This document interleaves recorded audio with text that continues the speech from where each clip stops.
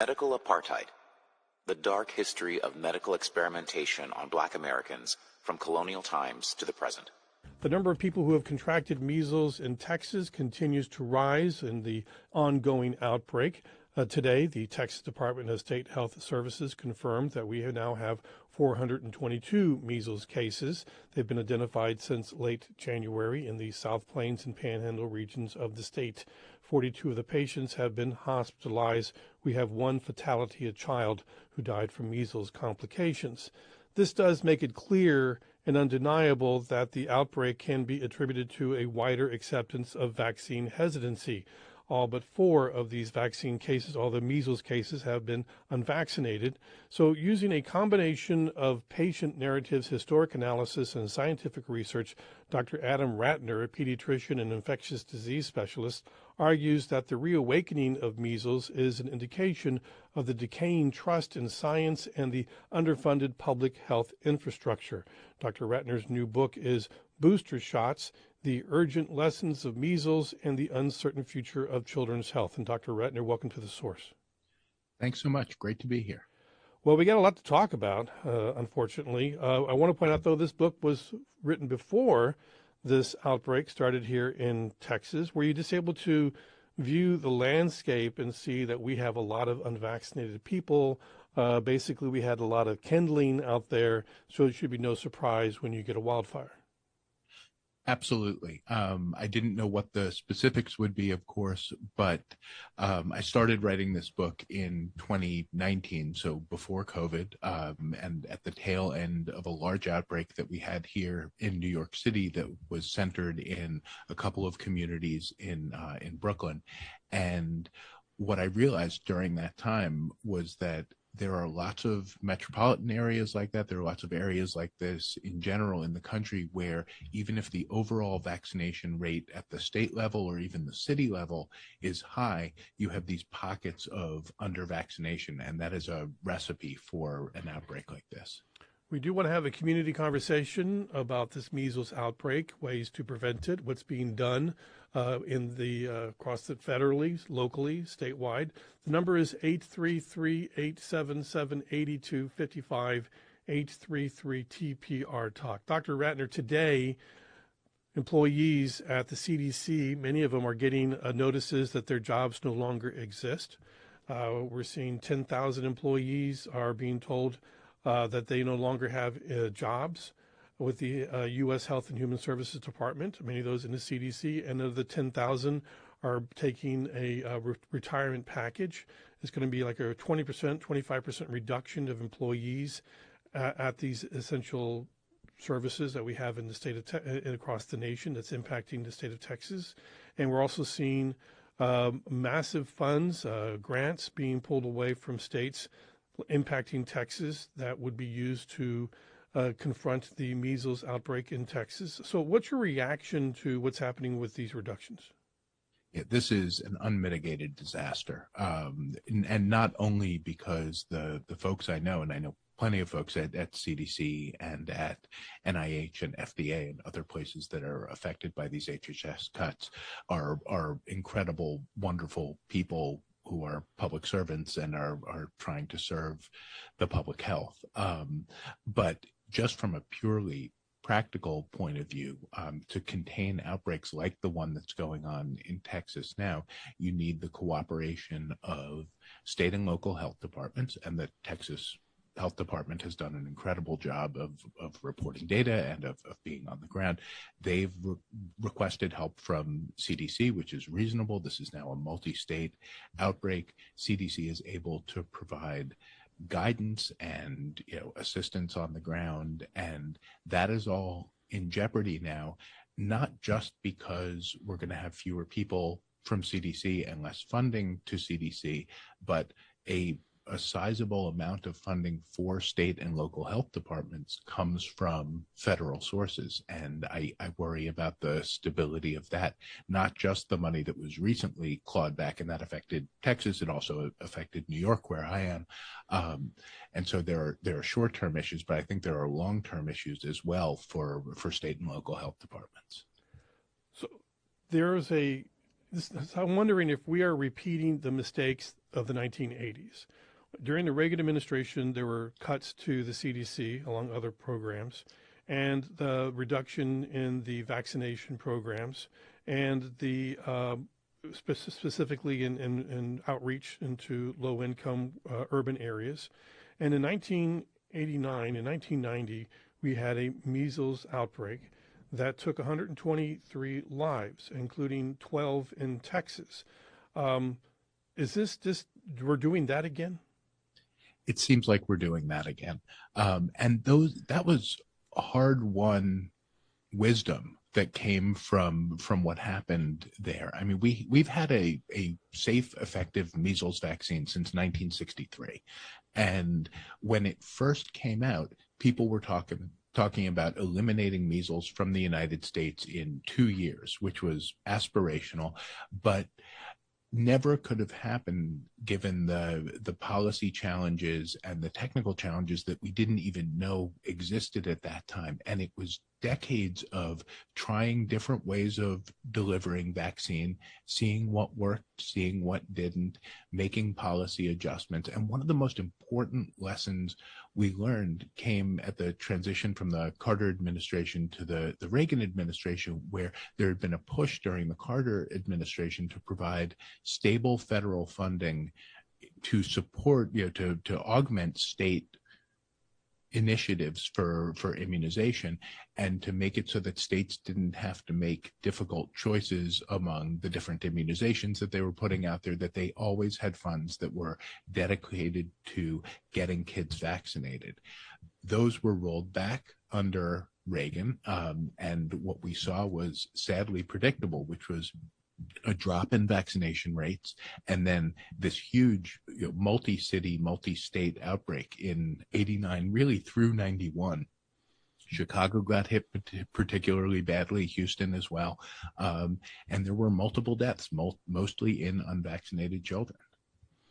So lessons learned, lessons forgotten. Exactly. Well, I mean, react to that. Tell me more. Yeah, I think that we finally got to a point where we had eliminated measles in the United States. And there's a difference between elimination and eradication. Eradication is what we did with smallpox, which was getting rid of it entirely from the face of the earth, which is great, which is why kids don't routinely get vaccinated against smallpox anymore, because smallpox is not circulating anywhere. That's the ultimate goal of vaccination, is to put itself out of business. In the case of measles, we achieved elimination, which is basically stopping the ongoing spread of measles within a defined geographic area. So it meant that there wasn't constantly measles in the United States. Right. There were still cases. There would be, an imported case. It might get transmitted to one or two people, but then it stopped there. So again, I want to get back to this, the lessons learned and the lessons forgotten. If you could tell me, just really condense it down, Dr. Ratner, what were the lessons that we learned in the 1989, 1990, 1991, and what were the lessons forgotten? Right. We learned two very important things from that outbreak. The first was that kids needed 2 doses of the measles, mumps, rubella vaccine rather than 1. And we figured that out because along with the outbreak in underserved areas where it was difficult to get vaccines in, we had a handful of outbreaks in highly vaccinated college-age populations. And what happened was we figured out that there was a sizable, but not the majority of people, but a reasonable number of people who did not have sufficient immunity after 1 dose. And that brought us to the 2-dose recommendation, and that helped get rid of those kinds of outbreaks. But then the other thing was that we really had to focus on getting kids vaccinated in places that were traditionally called, quote unquote, hard to reach.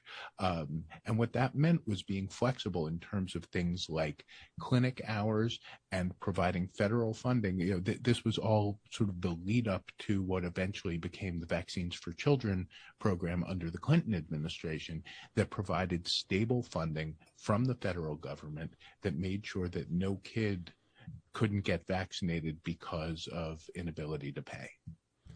I am being told by people who are following what's happening on the inside of the CDC that it looks like the program Vaccines for Children is looking at major budget cuts. We saw just last year in Texas, 4.5 million children were vaccinated under the Texas Vaccines for Children program. Yeah, VFC is an incredible program. It has saved countless lives. It provides a service to the children of the country. There is probably no more effective public health program, and the idea that you would cut that, it is such a bargain in terms of reducing unnecessary medical costs and saving lives of children. And it makes no sense. It makes no sense from a financial point of view. Like, the amount that you would ostensibly save by cutting VFC is more than offset by the amount of money that you save in preventing hospitalizations and deaths. So that has got to be a just politically motivated and vindictive move that doesn't make any sense. There's been some academic studies looking at the cost of outbreaks. It's been estimated that since the development of the measles vaccine, it has saved the United States trillions of dollars. But also right now, to vaccinate a child using this program, it costs about $50 a child to vaccinate them for measles, both doses. But for a single measles hospitalization cost can cost between $10,000 and $50,000, depending on complications like pneumonia, encephalitis, which is brain swelling, and the overall impact of an outbreak can run into the millions of dollars. So looking at this just strictly from a public policy point of view, it makes a lot of sense to try to get ahead of an outbreak and vaccinate children. Absolutely. Vaccines are life-saving. We should use them, and we should pay for them as a society, in part because it prevents families from having tragedies. It prevents unnecessary suffering among children. But if you want to look at it from a purely financial utilitarian point of view, it also saves money. What we hear frequently from critics of vaccinations and the vaccine hesitancy program, anti-vaxxers, that big pharma is making big bucks off of these programs. So is that true? So I don't know the specifics of specific pharmaceutical companies, but I will say that vaccines are not generally a huge money-making endeavor. Certainly not the vaccines like the measles vaccine that have been around for decades.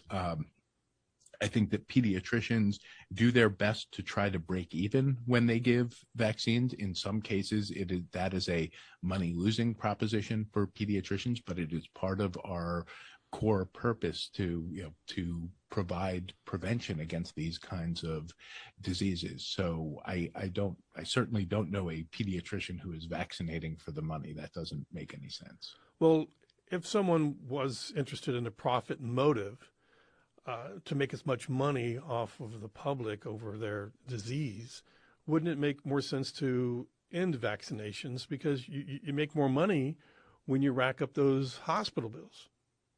Sure. Again, I can't imagine a pediatrician who would do that, because our whole purpose is preventing. Well, but I'm attacking the cynical idea yes. that this is all about the money.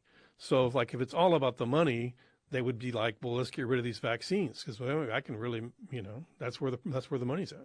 Yeah, agreed. So that doesn't make any sense to say big pharma is cashing in on vaccinations. That's why we have vaccination programs. Right. I mean, pharmaceutical companies make the vaccines because we need, in the same way that they make the cholesterol lowering drugs or hypertension drugs that adults take, because we are not in a situation where those things can be made by the public sector. They have to be made by the private sector. And for some of them, there is research and development funding that goes into it. There are, there have to be large safety and efficacy trials that go into getting vaccines licensed. So there are costs associated with, with the getting the vaccines to market and then with, acquiring the vaccines afterwards. But I don't see that sector of big pharma as a huge moneymaker. Back to the idea of the lessons that have been forgotten from outbreaks. Here's a voicemail that we have from a listener with the memory of measles outbreaks. This is Beth. My first memory was being jealous of my mother when I was in the hospital as she was playing with a child who was in a walker across the room. When I was old enough, I asked her and told her about it, and she said that child had had encephalitis from measles, and she was playing with her because she could no longer walk and had problems with the use of one of her hands. That is how I learned how important vaccinations were and how deadly or morbid that measles could be. Thank you. And Dr. Ratner, your reaction to that? Yeah, absolutely. It's a sad but a common story. I mean, I think that there's this narrative out there that before vaccination, measles was just part of life and everyone did fine and everyone survived without a problem. And the truth of the matter is that just about everybody before there was a measles vaccine got measles in childhood because it's our most contagious disease. It was hard to get through childhood without getting the measles. Of course, all the people who became adults survived measles, but it doesn't mean that there weren't children who died. And there were certainly children who suffered encephalitis or were hospitalized for pneumonia or any one of a number of other complications. And when you look at something that's that contagious and you say, okay, essentially everybody gets this in childhood. So you have millions of kids born every year. And that means that even complications that are rare, 1 in 1,000, something like that, like encephalitis or death are both about 1 in 1,000 from measles.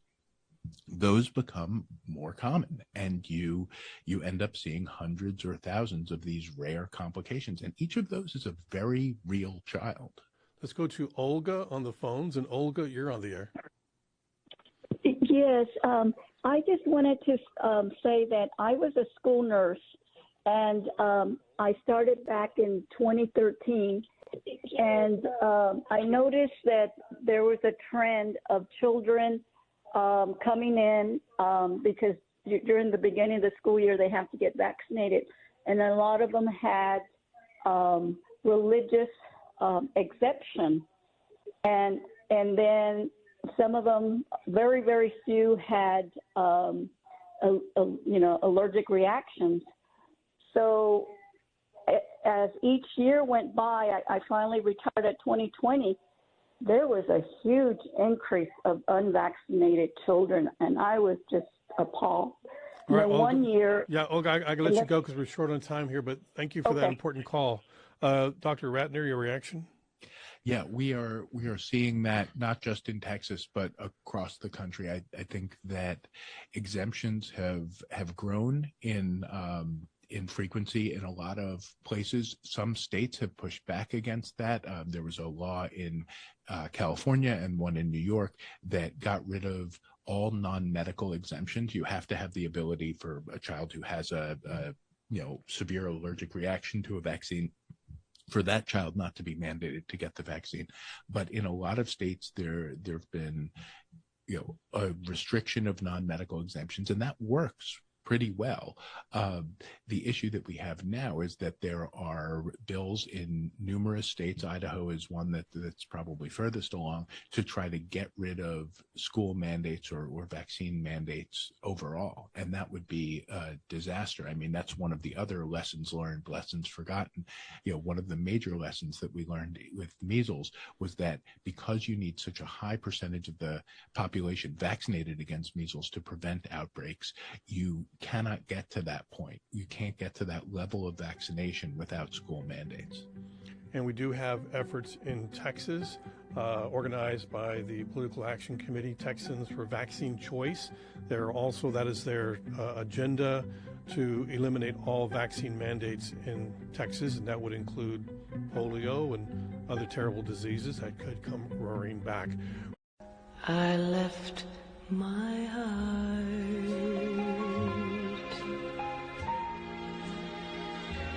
in San Francisco. The Trump administration is downsizing federal agencies, it's ending federal grant programs, and it's dismantling diversity, equity, and inclusion initiatives. This is all affecting cultural groups across the country. NPR's Chloe Veltman brings us the story of one small community organization in California trying to make sense of the new chaotic funding landscape. The Chinese Culture Center of San Francisco is an anchor in the city's vibrant Chinatown neighborhood. Since 1965, the nonprofit has offered art and education programs that serve the Asian diaspora through exhibitions, talks, and even dance flash mobs.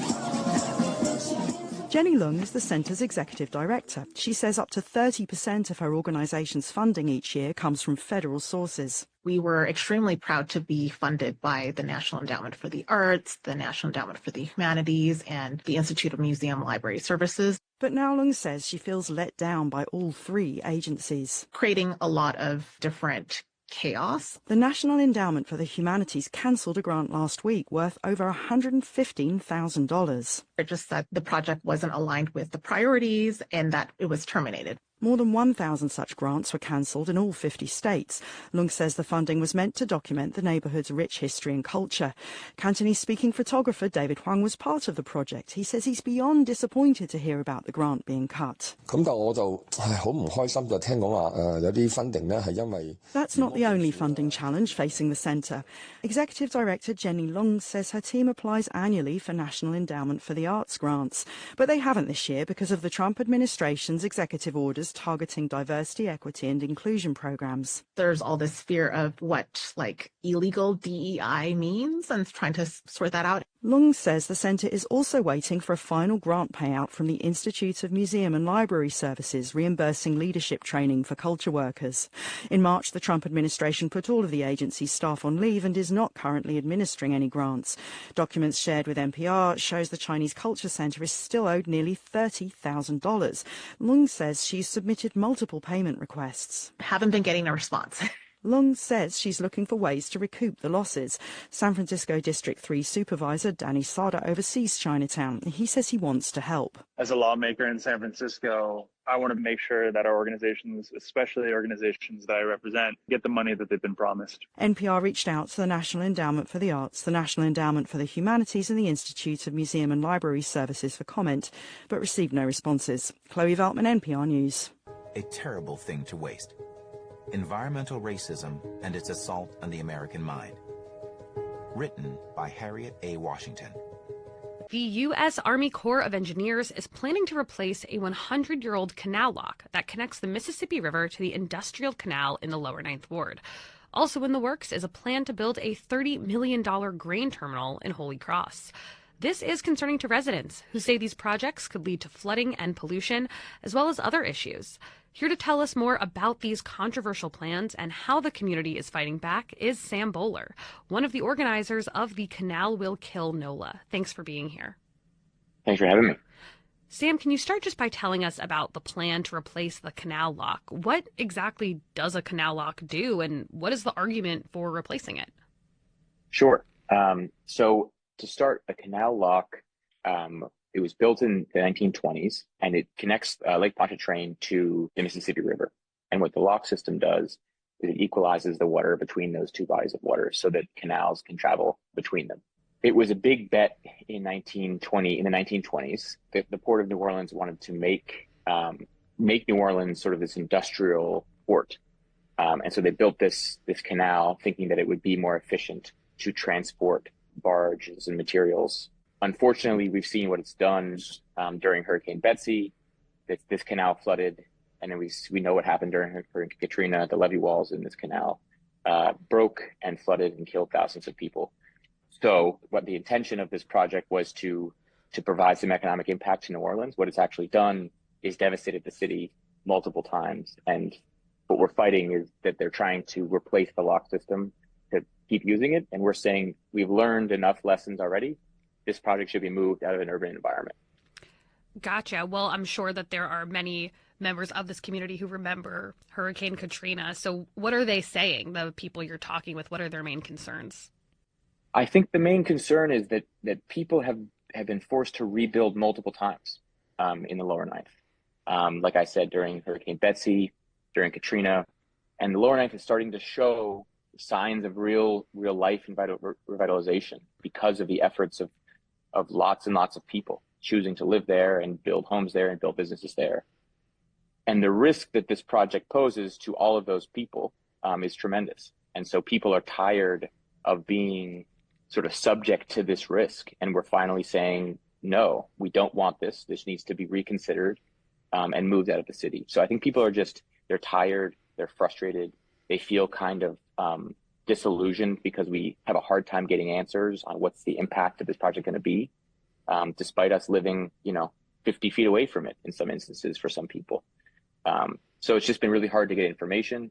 And as a result, there's lots of frustration and fear and resentment and anger. Of course, there's also the proposal to build a grain terminal in the Holy Cross neighborhood. It would bring shipments of corn, soybeans, and other grains. Why are residents concerned about this? What are the main fears? So there are lots of folks who are more intimately involved in that project than I am. My main focus has been the Locke project. But I know I live in Holy Cross now and love the neighborhood. And the fear is that you're bringing an industrial project right into the middle of a residential neighborhood. And that industrial project entails the processing of hundreds of thousands of tons of grain, which puts dust particles, grain particles in the air.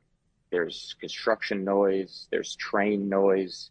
They want to reactivate these train tracks right through the middle of a neighborhood and be blowing the horn on this train tons of times, all hours of the day. And so what it does is it just makes the neighborhood, which we're already fighting, to rebuild, it makes it even less desirable to live in. And what we're trying as a community to do is make this neighborhood come back and make people realize how gorgeous the neighborhood is, how beautiful the relationships are in the neighborhood. And both the Locke project and the grain terminal are just huge obstacles that we're having to fight. And we just are tired of it and tired of the industrialization of our neighborhood. Absolutely. And it seems like many community members feel like they haven't really been included in this process of discussing the massive industrial plans in their neighborhood. So what have they been saying about this process and the level of communication they're receiving? We have a really hard time getting answers from the Army Corps. And this, to give a little history of this project, like I said, the canal was built in the 1920s. A replacement of the Locke was reauthorized in the mid-1960s. And since then, the Corps has been trying to move this project forward, and the neighbors and the neighborhood have been fighting it since the 60s. And there's lots of people who've been part of this resistance over the years. But what the thread throughout all this resistance has been pretty simple. This is a neighborhood, and there are people that live here, and you're trying to build a project and reconstruct something that we've already seen be devastating. And so when can we actually learn the lesson that you shouldn't have this scale of an industrial waterway in the middle of an urban environment, because it's deadly. It kills people and has killed people. We are speaking with Sam Bowler, one of the organizers of the Canal Will Kill NOLA, about the movement against industrialization plans in the Lower Ninth Ward and Holy Cross. Well, Sam, you're part of a team of folks raising awareness about these issues, fighting against these industrial plans. So tell us a little bit about the work that you're doing and the organization you're a part of. Yeah. So we are called the Canal Will Kill NOLA. It's a pretty jarring name, we realize, but the goal was to remind people that this project and this canal has killed people in the past, and that it threatens the whole city of New Orleans, because we know what happened, like as I've said, during Katrina. And if the canal wall were to have failed on the other side, it would have been a different story and a lot of flooding. So what our organization, it's comprised of a coalition of people from across the city and across the state, beautiful, thoughtful people who are working to build awareness that we have a beautiful neighborhood And we've got, and not only our neighborhood, but the whole city of New Orleans is kind of at risk. And so what we're trying to do is boost the signal enough so that everyone can realize we together as a city need to stop this project because the future of our city depends on it. And we can't trust that something terrible and deadly won't happen again in this industrial waterway, because we've seen it happen multiple times. Yeah, absolutely. And we definitely live in an area where that's always a concern. That's always something residents are thinking about. I know you're also hosting an upcoming 5K in the neighborhood to raise awareness about this issue. So tell us a little bit more about that, where the proceeds will go and how people can get involved. Yes, great. So we're doing a 5K on May 10th. And our website, thecanalwillkillnola.org, will have all the info on it. And it's just going to be a fun run, followed by, I think, actually a race followed by a fun run. So everyone's welcome. We're going to have, music and food, and we want people to see how beautiful the neighborhood is and the levee is in Holy Cross and Lower Ninth. The ticket will go straight back into making sure that people are aware of this project. That includes printing shirts and yard signs and door hangers and all the things that we're trying to do to get people to be aware that, hey, this project is real and it affects our whole city and we should fight it. Yeah, well, for anyone who's interested in joining the movement, being a part of this campaign, where can they go? How can they get involved? So if you go to thecanalwillkillnola.org, you can sign up for our newsletter, and we have monthly meetings where everyone's invited. We host these at the Sanchez Center in the Lower Ninth from 6 to 8 p.m. on every third Monday. We also have different committees that that are doing different efforts to fight the project and build awareness. So we welcome anyone to join. I know that the Stop the Grain Train folks are also fighting hard. If you live in New Orleans or you love New Orleans, which I know so many people do, these are two projects to really tune into right now, because they're important. They have really long-lasting effects, decades-long effects, and it's really vital to the safety and to the future of our city that they be stopped. Sam Bowler is one of the organizers of the Canal Will Kill NOLA. Thanks so much for being here. Thanks for having me. We want beautiful babies, not ones with brown faces. President Trump has promised to expand access to IVF and recently predicted that he will be known as the, quote, fertilization president. But his administration has eliminated a team at the Centers for Disease Control and Prevention in charge of researching those fertility treatments. NPR's Sarah McCammon reports. Among the thousands of federal health agency employees who lost their jobs in recent days was a small group responsible for collecting data and conducting research about the safety and effectiveness of in vitro fertilization at clinics around the country. We know that IVF is expensive and it's not accessible to everyone. And so our information provides data for patients to make informed decisions. That's a former CDC employee with knowledge of the team's work. She asked us not to identify her for fear of professional repercussions for speaking out.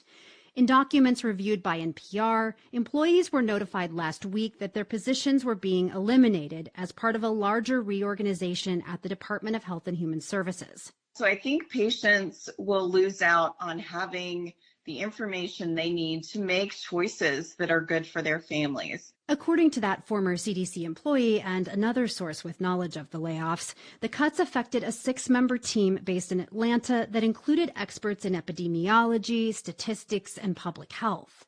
Barbara Kalura, president and CEO of Resolve, the National Infertility Association, says the CDC team was first created in response to a law passed by Congress in the early 1990s in an effort to promote transparency in the growing fertility industry. Congress wanted patients to know what they were getting when they went to an IVF clinic.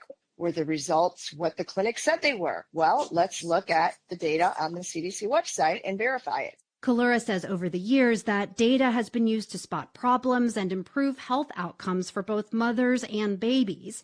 For example, she says the team's research helped the industry to recognize some of the risks associated with twins, triplets, and even larger multiple births resulting from IVF, leading many providers to recommend patients avoid transferring multiple embryos at once. Sean Tipton of the American Society for Reproductive Medicine says at least some of the data will still be compiled. The industry has been collecting information from IVF clinics for decades.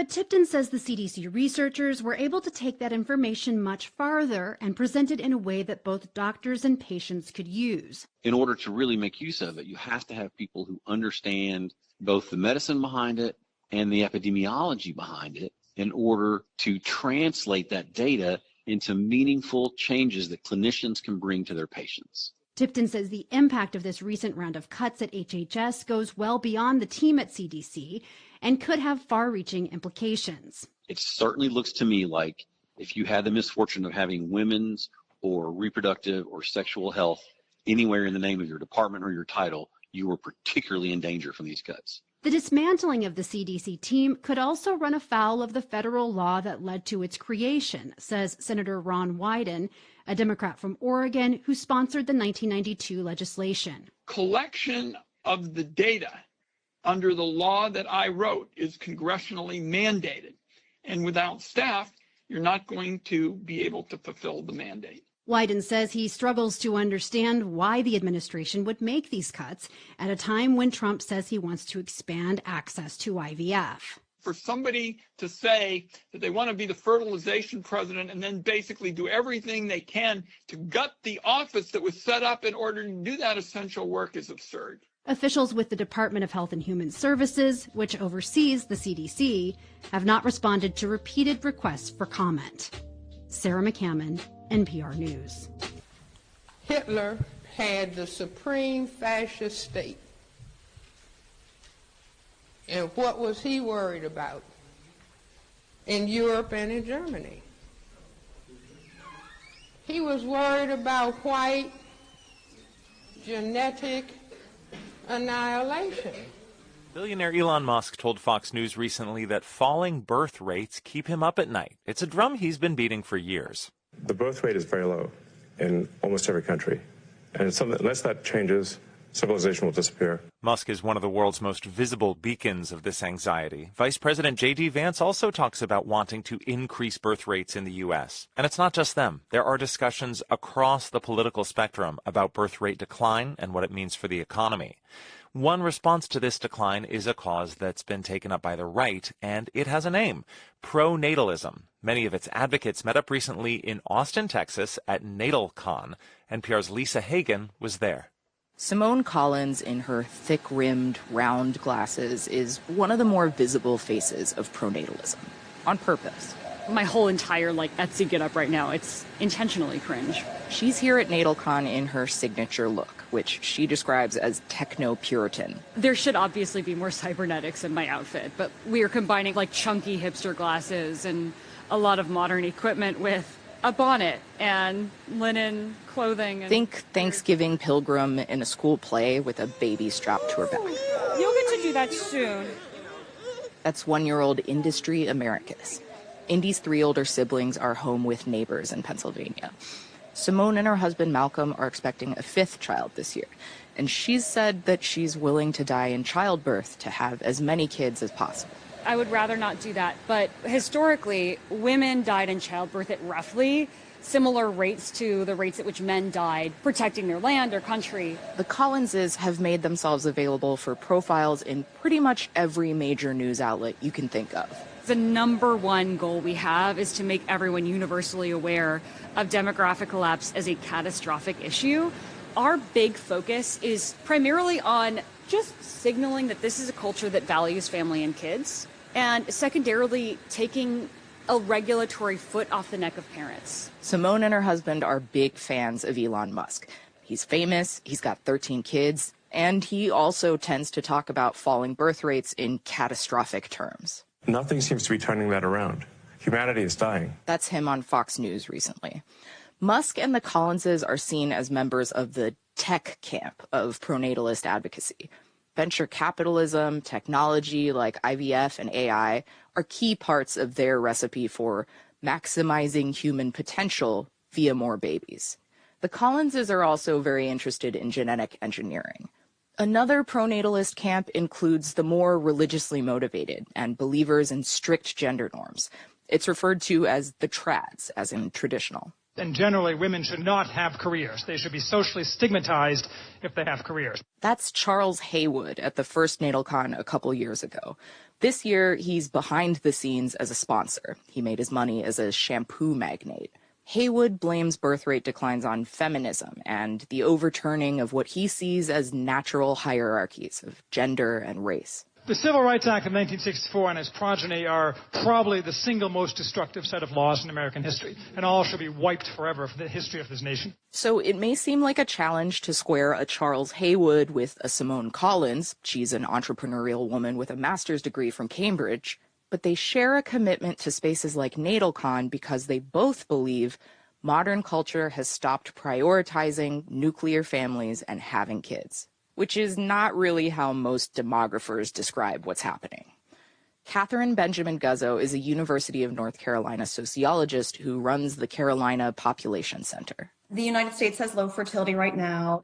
Up until the Great Recession, we were sort of humming along, right around 2 kids per person. Then birth rates began to fall, partly because the U.S. succeeded in reducing teen and unintended births.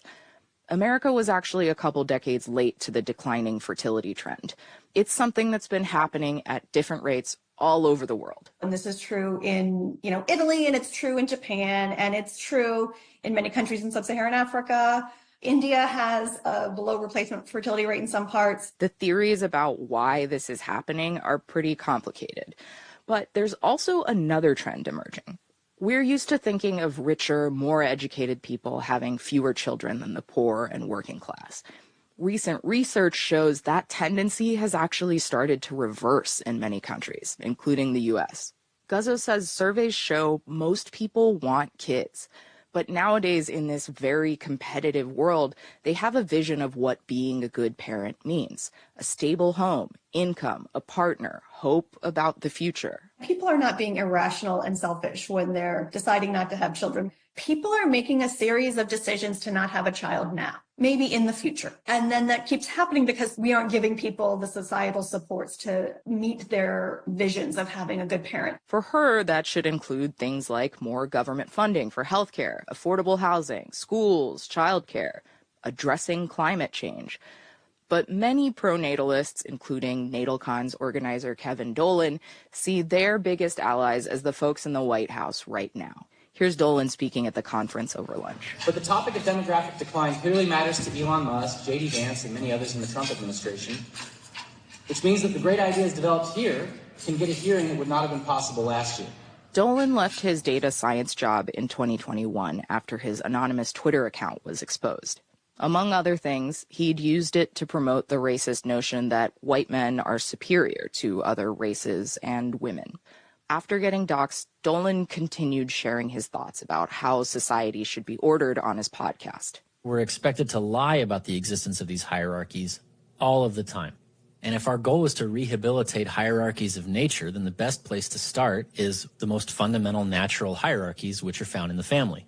And that brings us back to where we started with selective breeding. Matthew McManus is a lecturer at the University of Michigan and an expert on the modern hard-right writers Dolan takes inspiration from. The idea is essentially that our society has become excessively effeminate, weak, compassionate, and what they want to do is breed or elevate an aristocratic class that's going to be masculine, violent, not necessarily motivated by, let's call it, empathy. For these thinkers, restoring this masculine culture means feminism and multicultural democracy need to be rooted out. Women are to be subordinated to men, largely going to be responsible for managing the household, although with no real particular authority. And of course, they're going to have an awful lot of children. It's not explicit on the NatalCon stage, but part of Dolan's vision for the conference is to help build this world where men like him can't be doxxed because they'll be in power. Dolan says his conference is nonpartisan, and he invites speakers who say stuff like this. We don't really want to market natalism to the progressive feminists. The people maxing out their fertility should be people, ideally, who won't raise their children to be gender-neutral furries who want to join Antifa one day. That's a speech from the first NatalCon. It's a writer who goes by the pseudonym Peachy Keenan. Her work is published by a company that sells books arguing Black people are inherently more criminal and less intelligent than white people. That publisher, Passage Press, sponsored NatalCon this year. and its founder was a featured speaker. These are some of the elements united under the banner of pronatalism. They don't all agree on how to boost birth rates, but 2 years after the first NatalCon, this is a movement that's much closer to power than it used to be. Lisa Hagen, NPR News. Killing the Black Body: Race, Reproduction, and the Meaning of Liberty by Dorothy Roberts. A woman incarcerated in a California facility was in her early 20s when she received a notice that her pap smear was abnormal. A biopsy was followed by surgery. When recovering from surgery, she was told that surgeons had removed cysts. But her post-surgical symptoms troubled her, and she found our guest, attorney Cynthia Chandler, who then helped her request her health records. These records revealed that, without her knowledge or consent, she had been sterilized. Cynthia Chandler directs the Bay Area Legal Incubator in Oakland, California, and teaches law at the University of California, Berkeley. She represented the patient in court and continues to investigate sterilizations in state carceral facilities. Cynthia, thank you so much for being here. Thanks for having me.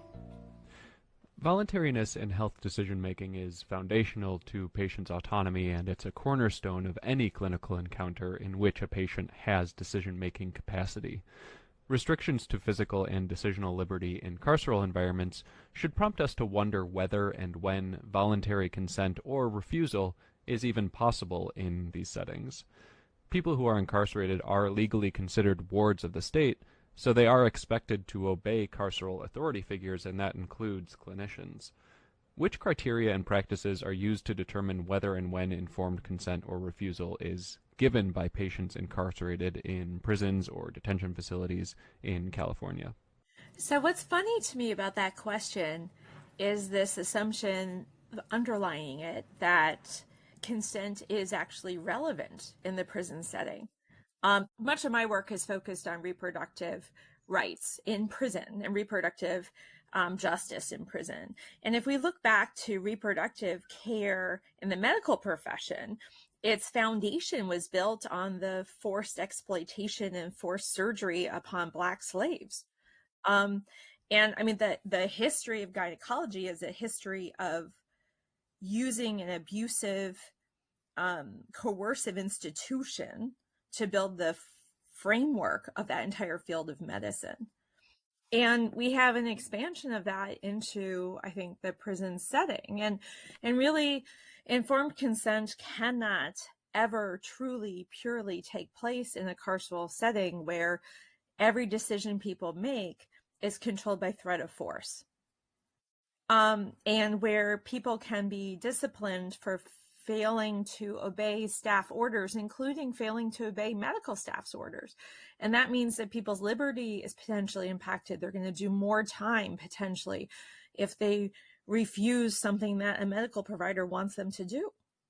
And so the sort of basic standard in California prisons and frankly nationally is that people in prison are entitled to a certain baseline necessary care. And I think that's typically seen as a limit on what kinds of care people can access, but it's also a way of ensuring that people don't get put in a situation of having to consent to abusive care when it's not medically necessary.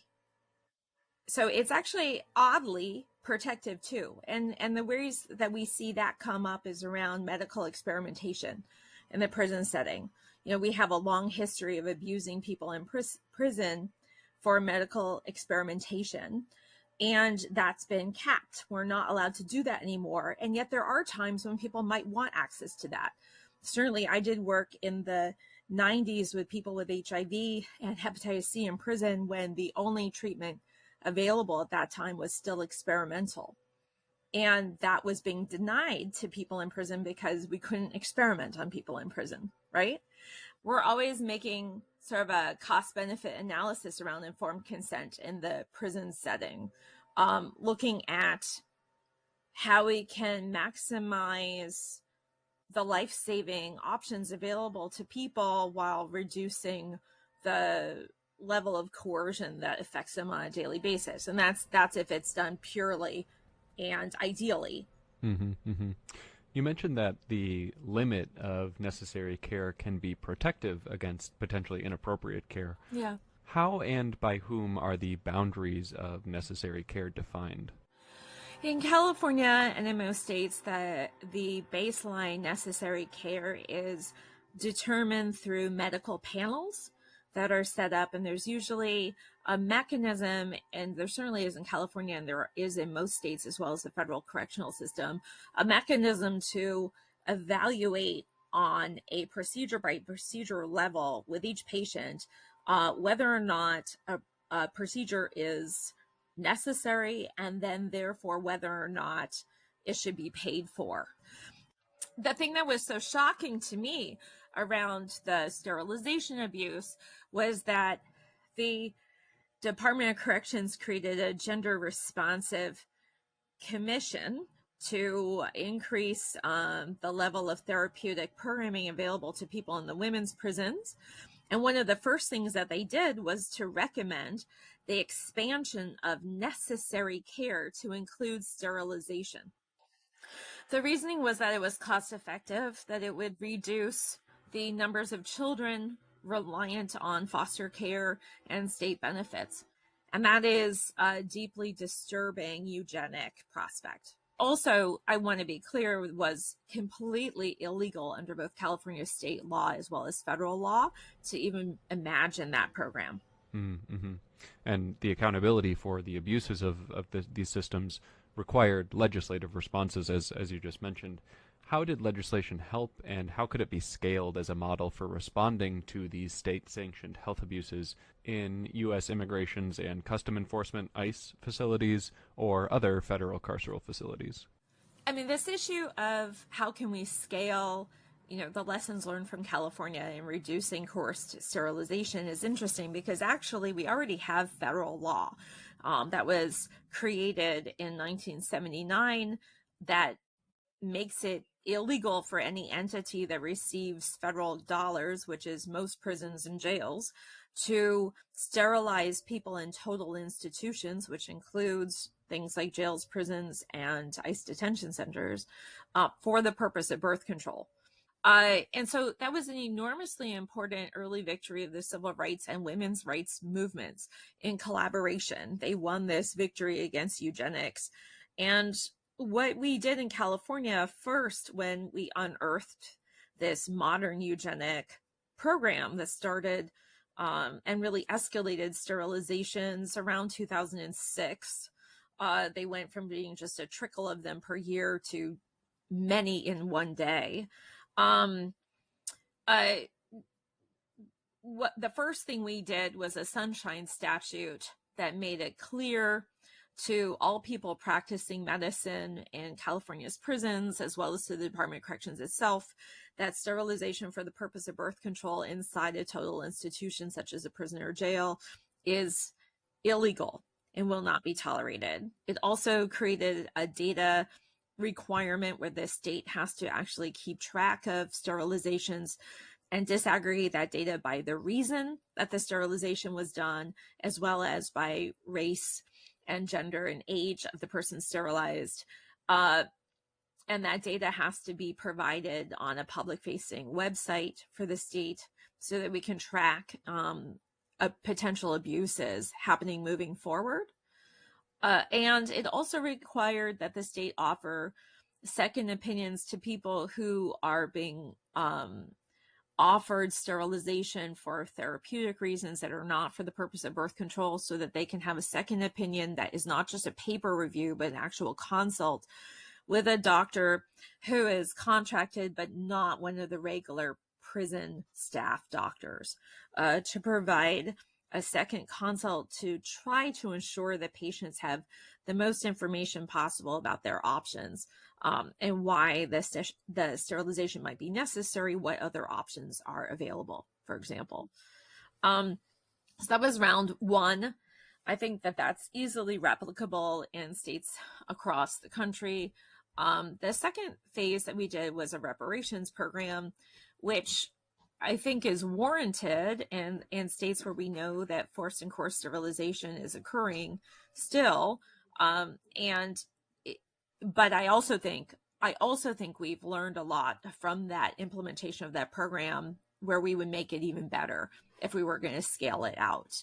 And that reparation program included not only compensation for people who were forcibly sterilized and sterilized in a coercive manner, it also provided that the state had to erect monuments, public-facing monuments decrying the history of eugenics and connecting the history of eugenics and the lost history of eugenics to why these modern sterilizations in prisons were able to reoccur.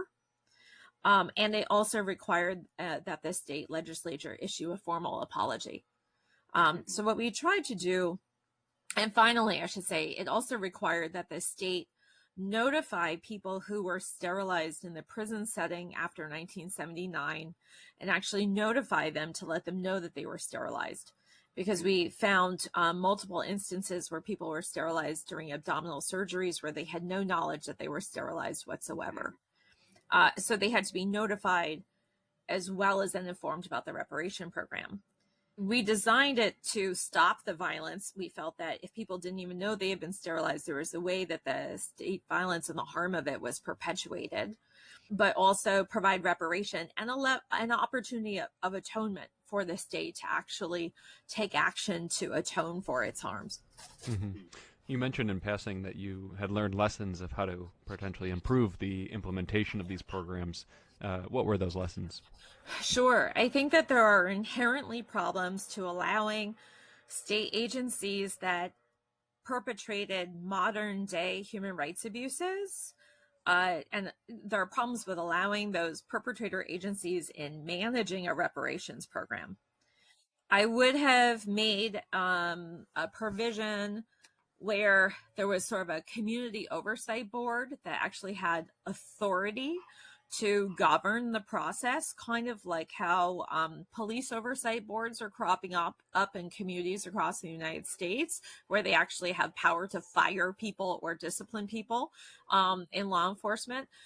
What we found was that the state allocated $1 million, for example, towards the monument, and they ended up creating one plaque that was inside the prison grounds in an area where the people in prison cannot access it and where the public cannot access it from outside the prison grounds. So that's an example. And there were also ways in which classes of people who were sterilized were rejected for qualification. There was actually just a writ that was won on behalf of a group of women who were given ablations and who were given endometrial ablations, who have just won their writ of mandate, saying that the state refused to acknowledge that they were sterilized. I think in hindsight, I would have included clearer provisions on penalties for the state if they failed to fairly administer the program as well. One lesson to pull from this entire story is the importance of civil rights attorneys' collaborations with health professionals. What should health profession students, trainees, and really all clinicians know about how such collaborations could help patients navigate some key legal determinants of their health? Sure. You know, this work of exposing sterilization abuse in prison and also working around this very complex issue of consent and how and whether one can limit or make access to different kinds of medical care, it's all very complex. And to me, it doesn't have any authenticity unless it's truly led by people who are in prison themselves. One of the most important components to this work that I was able to bring as a lawyer was the fact that I can access and work with people in prison without being censored by the state apparatus. And so because I was working to document crimes by the state, I was able to have access to clients who could provide communication and then therefore bring in also medical providers to consult with those clients and do that work in a way where the medical providers didn't have to worry about having sort of a green card to get access into providing care to those people inside. And so I think for me, one of the things that I really provided was that bridge, the bridge between the people inside and the medical community outside. And I think that also medical providers obviously provided both my clients inside and myself with incredible wealth of expertise so that we could actually understand the implications of what we were doing for people's health, right? And be able to really assess whether or not what remedies we were constructing were medically viable. And so it really, none of this work could have happened without a really strong collaboration across prison walls between people in prison themselves, people in the legal community, activists also, and out in the outside free world as well as inside, and then medical providers, right? So this collaboration that was necessary to expose sterilization abuse, while really tragic, was really beautiful in how it highlighted how folks working across sectors can make really important change happen. Cynthia, thank you so much for your time on the podcast and for sharing with us your expertise. You're very welcome. Thanks so much for having me. The white judge that I've known for a while, I asked him about how, because they had it on the news, how a lot of these white students were arrested downtown after the Florida Gators won the championship. So downtown is all of these white folks. You know, they're doing things like climbing up the street light poles, and they had to grease the street lights and everything, and they're just, I guess, going wild and just being unruly and vandalizing the area, you know, after the championship and everything. So I asked the judge, I said, so you've been pretty busy, huh? He said he was doing a lot of the first appearance, and of course I expected him to kind of sound like indifferent, because these are white guys, like white students. One guy fell off the top of the street light, and he was put into the emergency room and everything, and, you know, just doing a lot of just nonsensical things. Police identified the man who went viral on the internet by climbing up a light pole during celebrations after last night's Gator basketball game. Police say 28-year-old Stephen Buchanan is the man in this video. He hurt himself after falling from the traffic light pole downtown, but police say his injuries are minor. Police say charges, though, could be coming. City staffers greased the traffic poles ahead of the game to prevent this kind of thing from happening. And David, we also know the names of the 3 other people Gainesville police arrested during the celebrations. Police say Alexander Mirren interfered with first responders trying to give emergency aid. They say U.F. student Gavin McArdle had a suspicious item under his shirt, and then he tried to run from an officer. And 23-year-old Nicholas Galley faces charges after Gainesville police say he jumped on the hood of a police vehicle on University Avenue and drank a beer. They say he tried running from officers and fought back during his arrest. According to police, Dedman, with 2 teenage girls as his passengers, drove to a local McDonald's, meeting up with the rest of the group. There, according to witnesses interviewed by police, he said, "I ran that nigger over."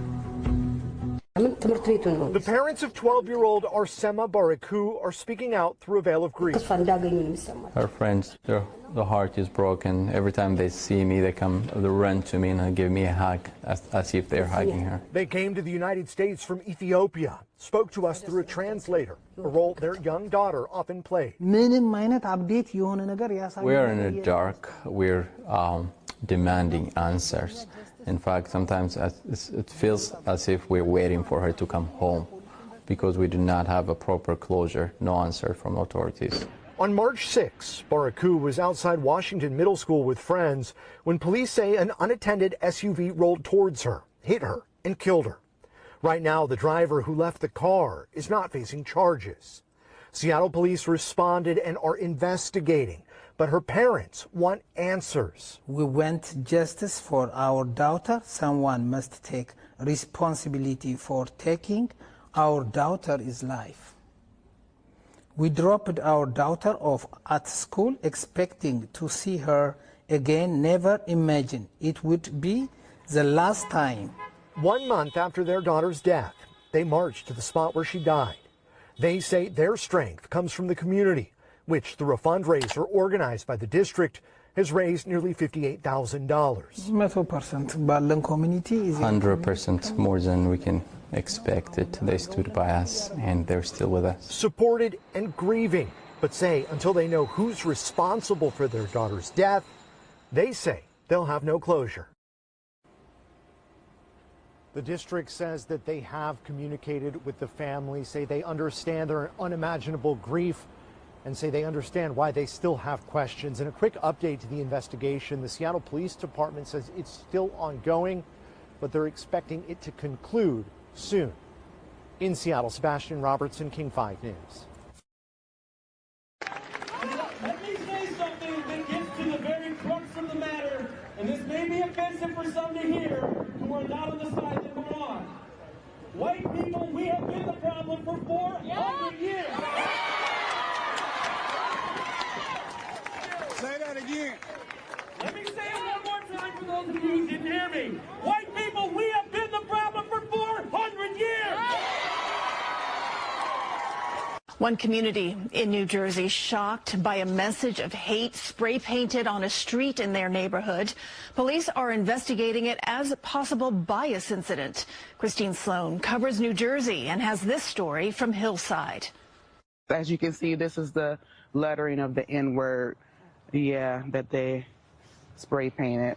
The faded outline of the racial slur faintly visible on Raisa and Jamal Hardy Street right across from their Hillside, New Jersey home. It was shocking. It was shocking. I was just lost for words what I saw on the street. The Hardys say someone walking to synagogue Saturday morning alerted them to the hateful word spray painted in the middle of Nottingham Way. We never had any issues with anyone in the area. We have always been welcomed in the community. Police are calling this a bias-related criminal mischief incident, asking anyone with information to come forward. This video capturing the hateful word we're blurring out. Firefighters tried to use a hose but couldn't get the paint fully off. With DPW, they're trying to remove the residue off of the asphalt. Police say they're committed to bringing the person or people responsible to justice. The Hardys say investigators have video that may help in the investigation. The couple also saying they're overwhelmed by the support from neighbors in this diverse section of the township. Loads of comments of support have been coming in, and I'm just really, really grateful. This is still home for us. I will not let this, break us down.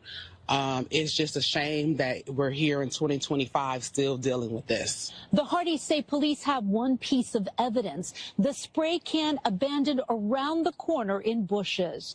In Hillside, New Jersey, Christine Sloan, CBS News, New York. Milwaukee. For late May. Milwaukee. For late May. Milwaukee. For late May. Milwaukee. Those records, Derek, give us a better understanding of the trail investigators followed in this case and how the murders were part of a much larger, disturbing plot. They detail Nikita Casap's internet activity and conversations about white supremacy and overthrowing the government. A federal search warrant, unsealed Friday, details a murder plot as part of a plan targeting President Donald Trump. The documents attribute that plot to 17-year-old Waukesha student Nikita Casap. Charged in the shooting deaths of his mother, Tatiana, and stepfather, Donald Mayer, inside their home February 11th. According to prosecutors, the teenager stayed inside the home with their bodies for 12 days. Victim B body was appeared to have been deceased for some time, was unable to definitively identify who it was.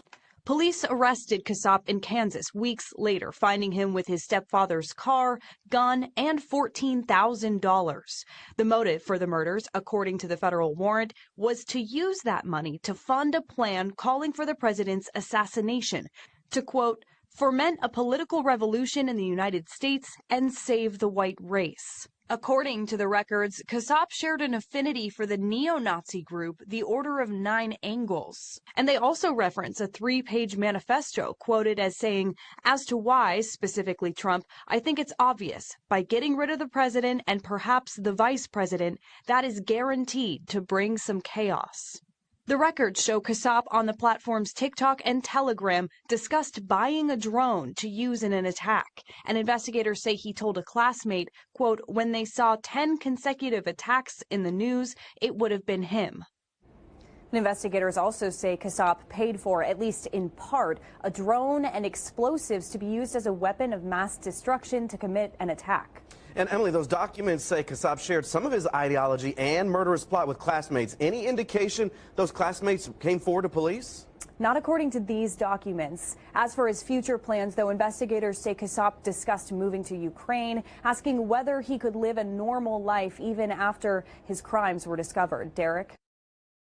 And so one of the suspected prison guards walking over on the other side of the fence, or even if there's no fence, making any kind of remark, has nothing to do with the way that I'm going to react, other than if it looks like it might be some hostility or something harmful or something that can escalate into something harmful, take care of whatever business I'm taking care of and get out of there. That's it, because I have no contract with none of these people. We haven't signed any peace treaty of any kind. I don't have an understanding with them, except that they are racist suspects, all of them. That's the only understanding I have. Anything other kind of understanding does not exist.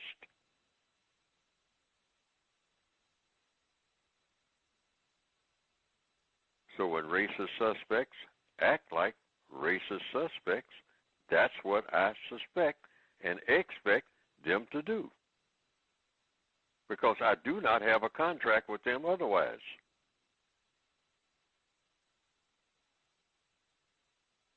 When racists act like racists, using the word nigger and all like that, I expect that. Well, I mean, look at where I am. Look at who they are. Look at who I think that they are. Look at who they think that I am.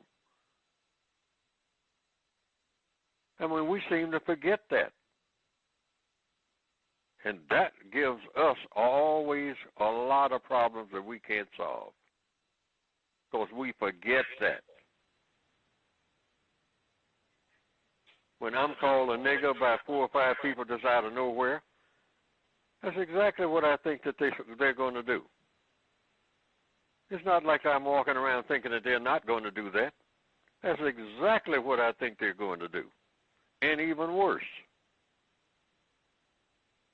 Spray me with gasoline at that filling station and then light a match to it. That's what I expect.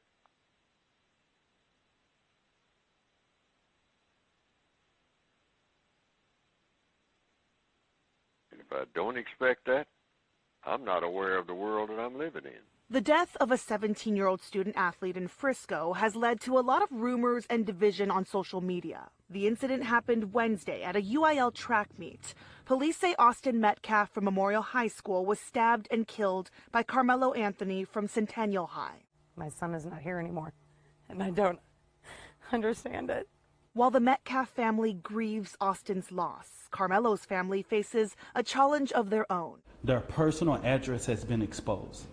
They have received graphic and racist threats. The Next Generation Action Network, a civil rights organization, is the Anthony family's advocacy representative.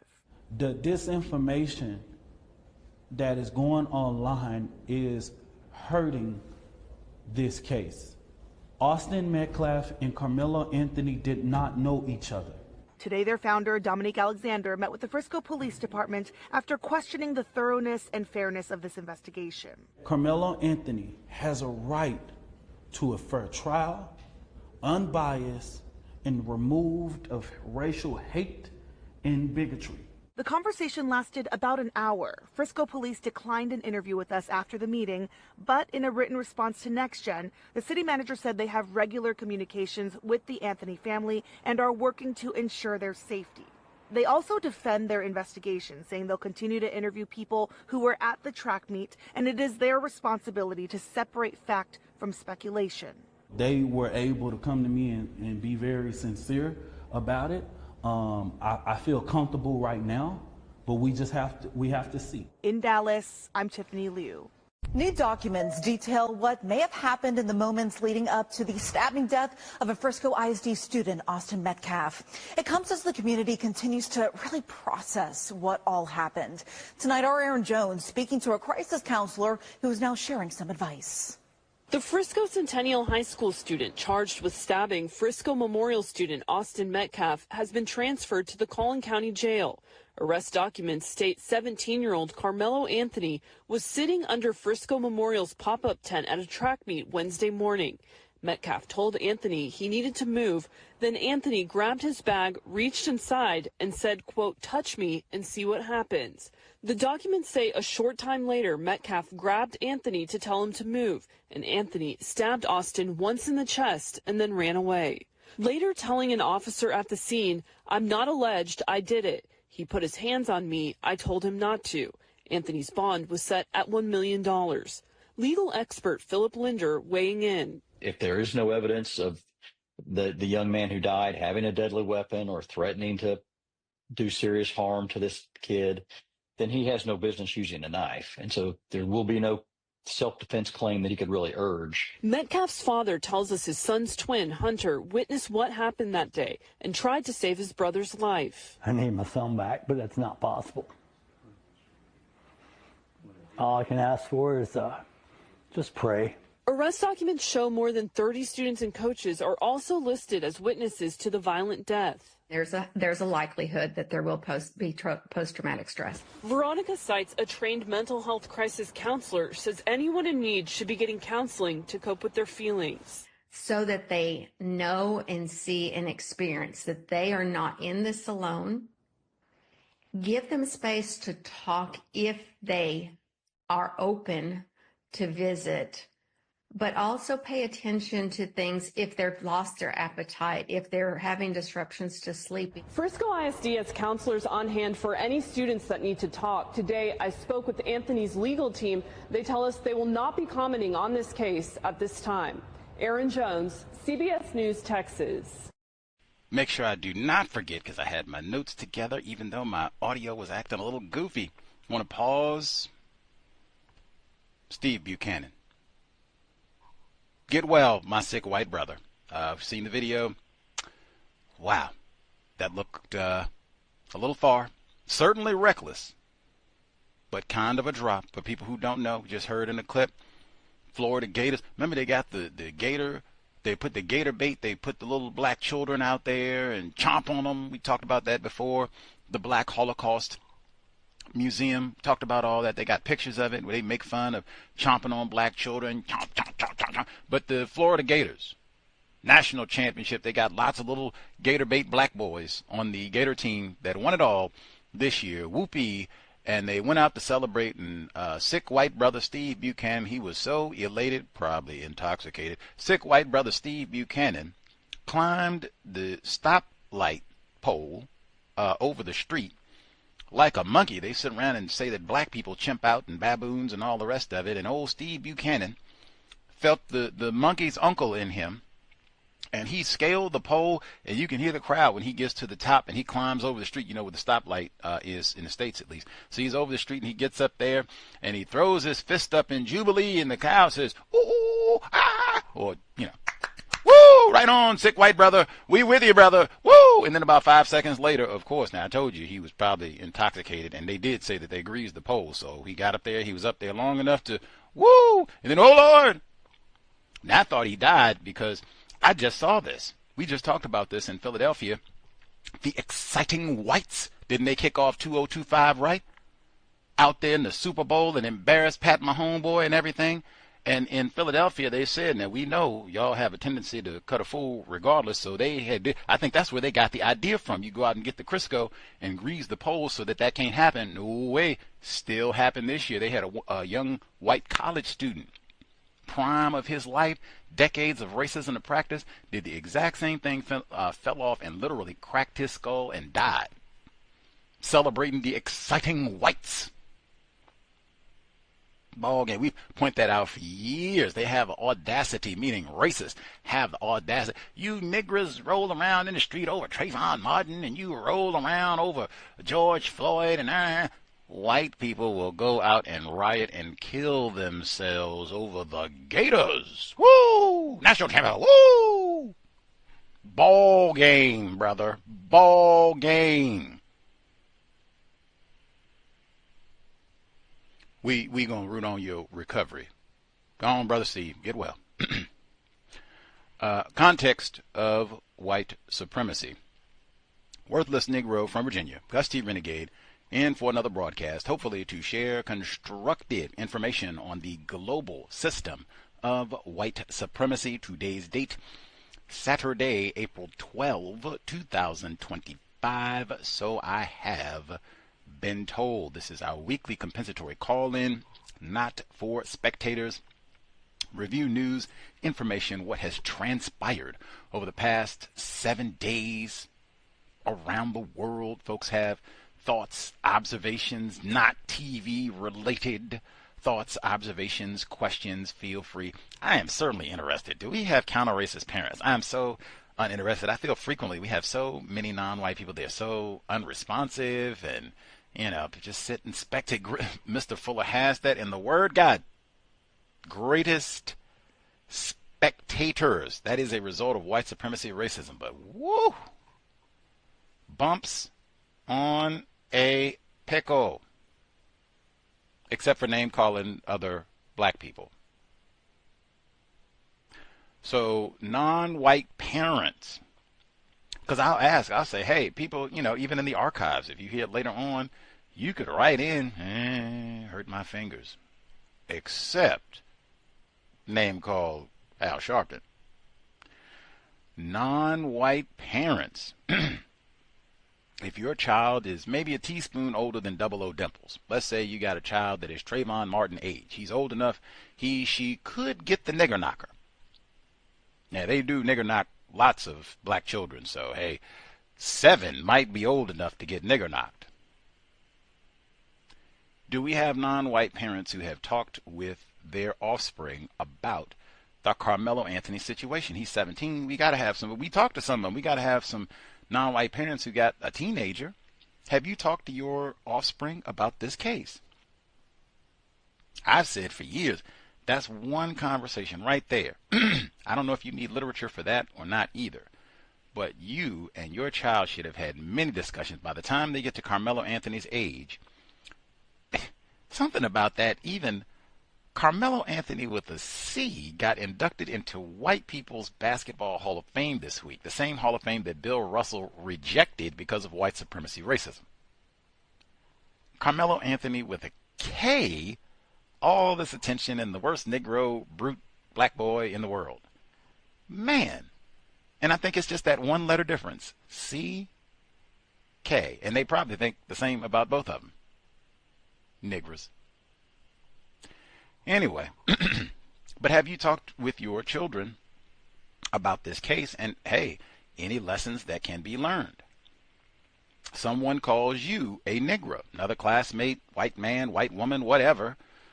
What do you do? What have you told your child to do? In your brain computer, ideally, like, is anybody out there saying, yes, that is exactly what I've told my child to do? Someone calls them a Negro. And if hypothetically that's what happened in this situation, I don't know. I've said that a few times. I don't know. But let's say it was. Let's say Karmelo Anthony with a K was called a Negro. He said, whoa, whoa, whoa. You don't put your hands on me or, whatever. You don't touch me. You don't call me a Negro. And he shoved him. Move, Negro, you're under our tent. That's what you'd want your child to do?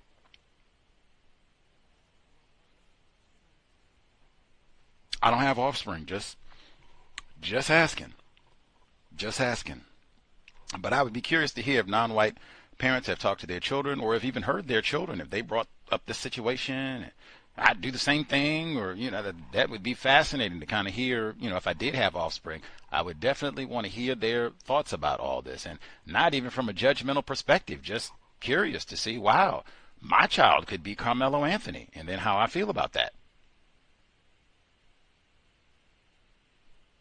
Anyway, before we get to some of the thoughts, observations, the number 605-313-5164, the code 564-943#. Press star 61 if you would like to participate. Number again, 605-313-5164, the code 564-943#. Press star 61 if you would like to participate. Make sure I say at the beginning, I think last week I was talking about Milwaukee and being so afraid to go, which I still am. Probably be saying that until I get back on the ground safely here in Washington State. But saying, man, that is the scariest place ever. Every news report that I have seen since I've been talking about going to Milwaukee has been terrifying. I said, maybe that's what Milwaukee means. Chop you up. I just said that last week, right? We were getting ready to go off the program. We had all those different reports and everything, and chomping on a little black girl at the mall and everything. Horrible. So we end the program last week, compensatory call-in. I call Miss Sheena Scarborough, Sade Robinson's mother. Sade Robinson's website, Sade's Voice Foundation.com. Go visit, support. So I call Miss Robinson, who has been keeping me updated and sending me different news articles and reports and things that they've been going through. Just, wow, I've been so impressed. She is super motivational. I just think about Sade Robinson, Sheena Scarborough, like no complaints, no grousing, regardless of how race soldiers terrorize us. Get up. Replace white supremacy with justice. So I call Miss Scarborough, and she's telling me updates and all that, thinking, looking like the case is still going to go down end of May. To get details, she still does not have her daughter's head. So we're going over information, and she says, I think this trial is going to be quick. I think it should be over in about 2 weeks. And I say, have you seen the prosecution witness list? She says no. She says she's been trying to access this report thus far. She has failed. Gus T got the prosecution witness list about a week ago or so. I think I told you all about it. 7 pages long, 247, or it might be 57, 257 witnesses for the prosecution, and they might even add a few. That's just the prosecution. And so she hadn't seen the list. So I said, hey, I'm more than willing to share any of the documents that I have. If you don't have them, or if you want them, more than willing. And she said she had been trying to get the prosecution witness list, and it had been a challenge. And I said, wow, that is, I don't even, ridiculous, racist. Lots of words you can fill in, because she can walk to the courthouse, and I think through the course of all this, she's been to the courthouse where they have the prosecution witness list and all the other documents, court documents pertaining to this trial that are publicly available. It's faster if you just go to the courthouse, as opposed to if you're like old lame Gus T and you're thousands of miles away. You have to call and email and all that old nonsense, but you can still get them. But it's way faster, and they say that on the website, if you just go to the courthouse. WTH. WTH. So I pause in my dismay, outrage, disgust, yum yum. So it's a year from the murder. You do not have your daughter's head, and it has been unnecessarily challenging to even get pertinent documents to the case. Anyway, so I send her the documents, and then after I send her all the documents, I pause and say, let's go back. I can show you how I obtained this information. So we walk through that process as well. But I'm going to tell you now, for maybe 30 seconds, I was like, oh, this is a little less icky. Because I was like, man, this is really gruesome. I'd said before, I didn't want to contact her. This is the lamest thing ever. And tell me how it feels to lose your daughter. All this, I mean, just the worst of the worst. But if it's that trifling, and they can't even make it easy for her to get these documents, and you can't even say it's a price thing because the prosecution list was $8.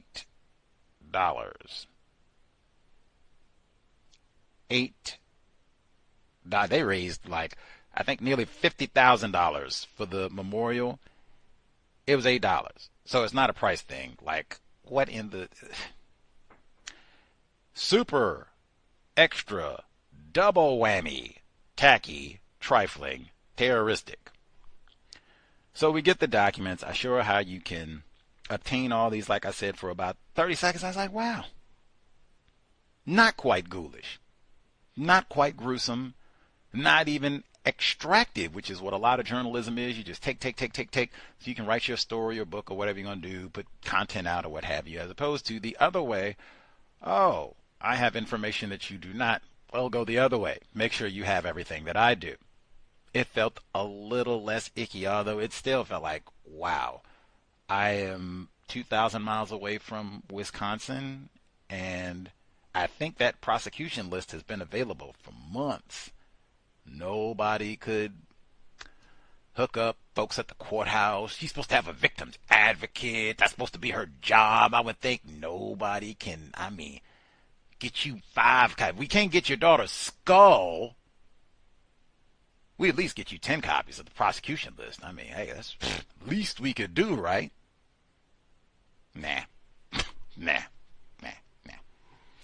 Anyway, Miss Scarborough, she asks, she says, don't you think it's something special about Milwaukee?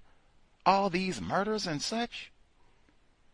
Now, I had literally just got off the line with you all where I said, dang, maybe that's what Milwaukee mean. Chop you up. I could not repeat that to Miss Scarborough. I did think about it because I had just said that like that, and I said,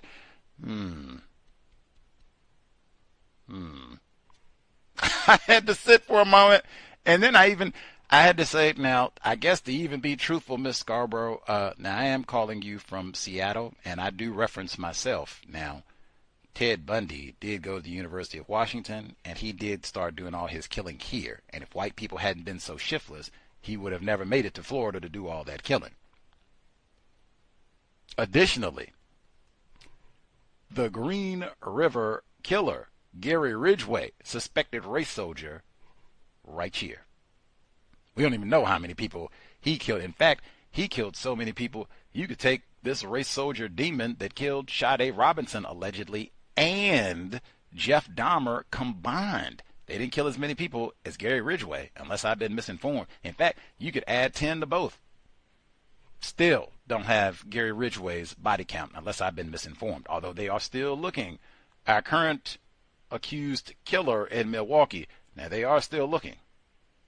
But thus far, Gary Ridgway got them all. So I can't exactly act like Seattle, Washington State, like, oh no, this is as safe as, we don't have nothing like that. That said, I don't think we had no Jeff Dahmer. That's Ted Bundy. Anyway, I am not looking forward to going to Milwaukee. Chop you up, man. Miss Scarborough is the best. Replace white supremacy with justice. And I was so embarrassed. I passed Miss Scarborough the records. And she says, wow, how much did it cost to get all of these? And I said, I don't know, like $70, which is I think what it was, like $70. I said, oh my goodness, do you want me to put something on your Cash App? Now we were back to the ghoulish. I could have thrown up. Oh my gosh. Like, now you want to talk about lowest of the low. For me to come on here, she can't even bury her child properly. And whoa, now, Miss Scarborough, you didn't put in on these copies. Now, I don't, my cat, yes, go on and put a little bit on the Cash App, then I'll see, because I $70. Yeah, go on and put some on the Cash App, and then I'll see about passing over these documents. Lowest of the low. Really, I wouldn't care if she was like Billy. She could be Jeff Bezos. She'd have to be like Jeff Bezos, like billionaire many times over. Be like, yes, worthless Negro, here, get yourself there. Don't embarrass me when you come to court. Get a new suit or something. Oh, okay, right, yes. Other than that, like, lowest of the low to take a penny from Miss Scarborough about these documents, which are kind of heinous. Like, worst case in the world. All that said, I would say, just for that reason alone, my personal education and all that would be, but just for that alone, to be able to share with the people who need the most, the victims, being able to track at least one court case, a criminal court case. Civil could be good too, because OJ had a civil trial, but one criminal court case. Maybe you go to the trial, maybe you go to all of the court sessions and what have you, see it all the way through, get the documents. That could be an extraordinary learning experience that you could even do with your whole attempted family, because then you can see how to get on the court website and how to use that information. Now we're not just doing random, silliness online. Like, this is serious and for a purpose. How do you use your brain computer to get information that you need? Vital information that maybe white. Somebody even said, they said, you think the white people didn't want Miss Scarborough to have the prosecution witness list? Probably.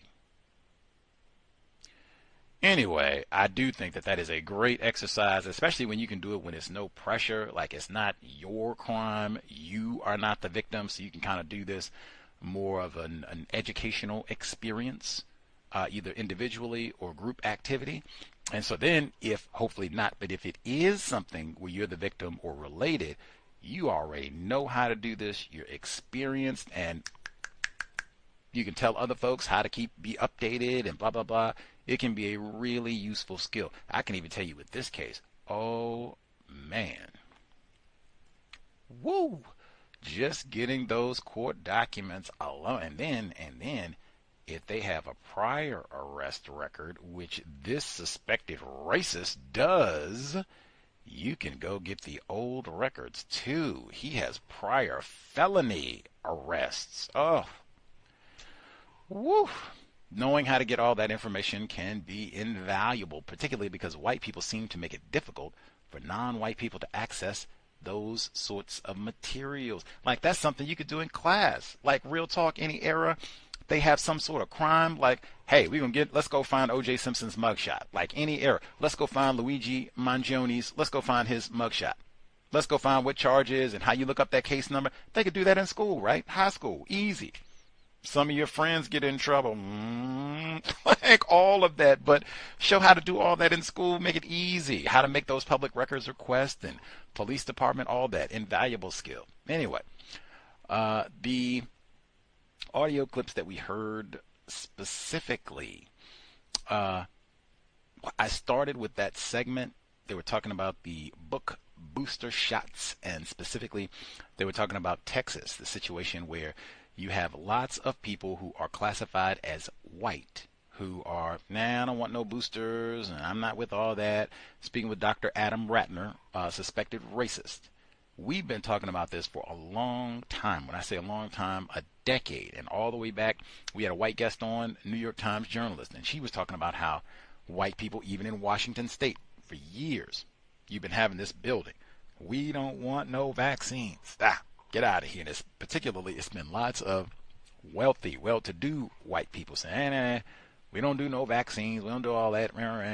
Been saying this for years. Now, We just heard Mama C, she told us, I think it was last week, a few weeks ago, she was talking about, man, you go out and look at the research on vaccines. It is so confusing. Like, you'll find a little bit of everything. That's exactly what racists love. Confusion. Difficult to ascertain what is true. All you can do is go out and do your research. Now, I played that report for lots of reasons. It reminded me, we spoke with Dr. Frances Cress Welsing about vaccines as well. And every time I hear vaccines now, there was a non-white listener. She dialed into the cows and claimed to have medical expertise, which may be true, but she said that Dr. Welsing gave a lecture, talked about vaccines, and gave a one-word response: genocide. I am so suspicious of that, and in fact, I would say call. Now, I would say I do not believe that that is true, and you're going to have to show me the video of Dr. Welsing saying that.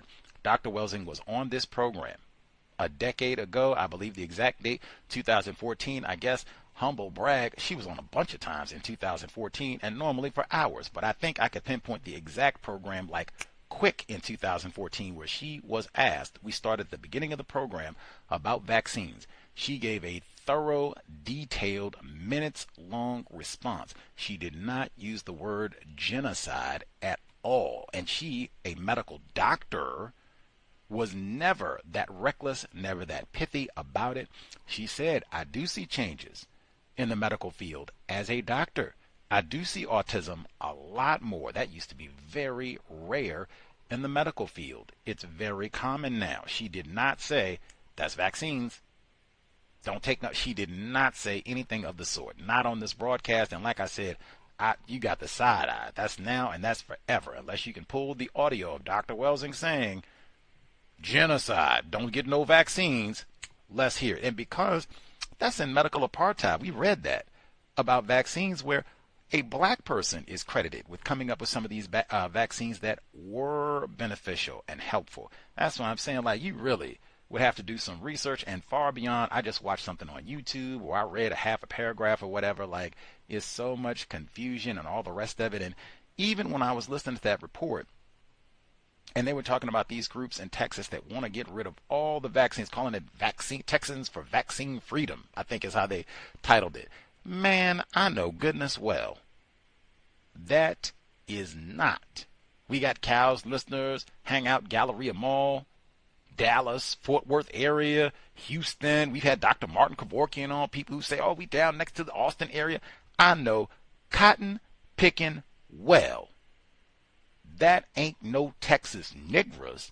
We got to have vaccine freedom in the Lone Stars. That get your behind in Mexico. I look at that anything, especially when they start talking about you start not doing the, and I'm not a doctor. I'm not giving out no medical advice. Same thing I said back when we were talking about COVID-19. I'm not giving out no medical advice, being reckless, because I'm not a doctor.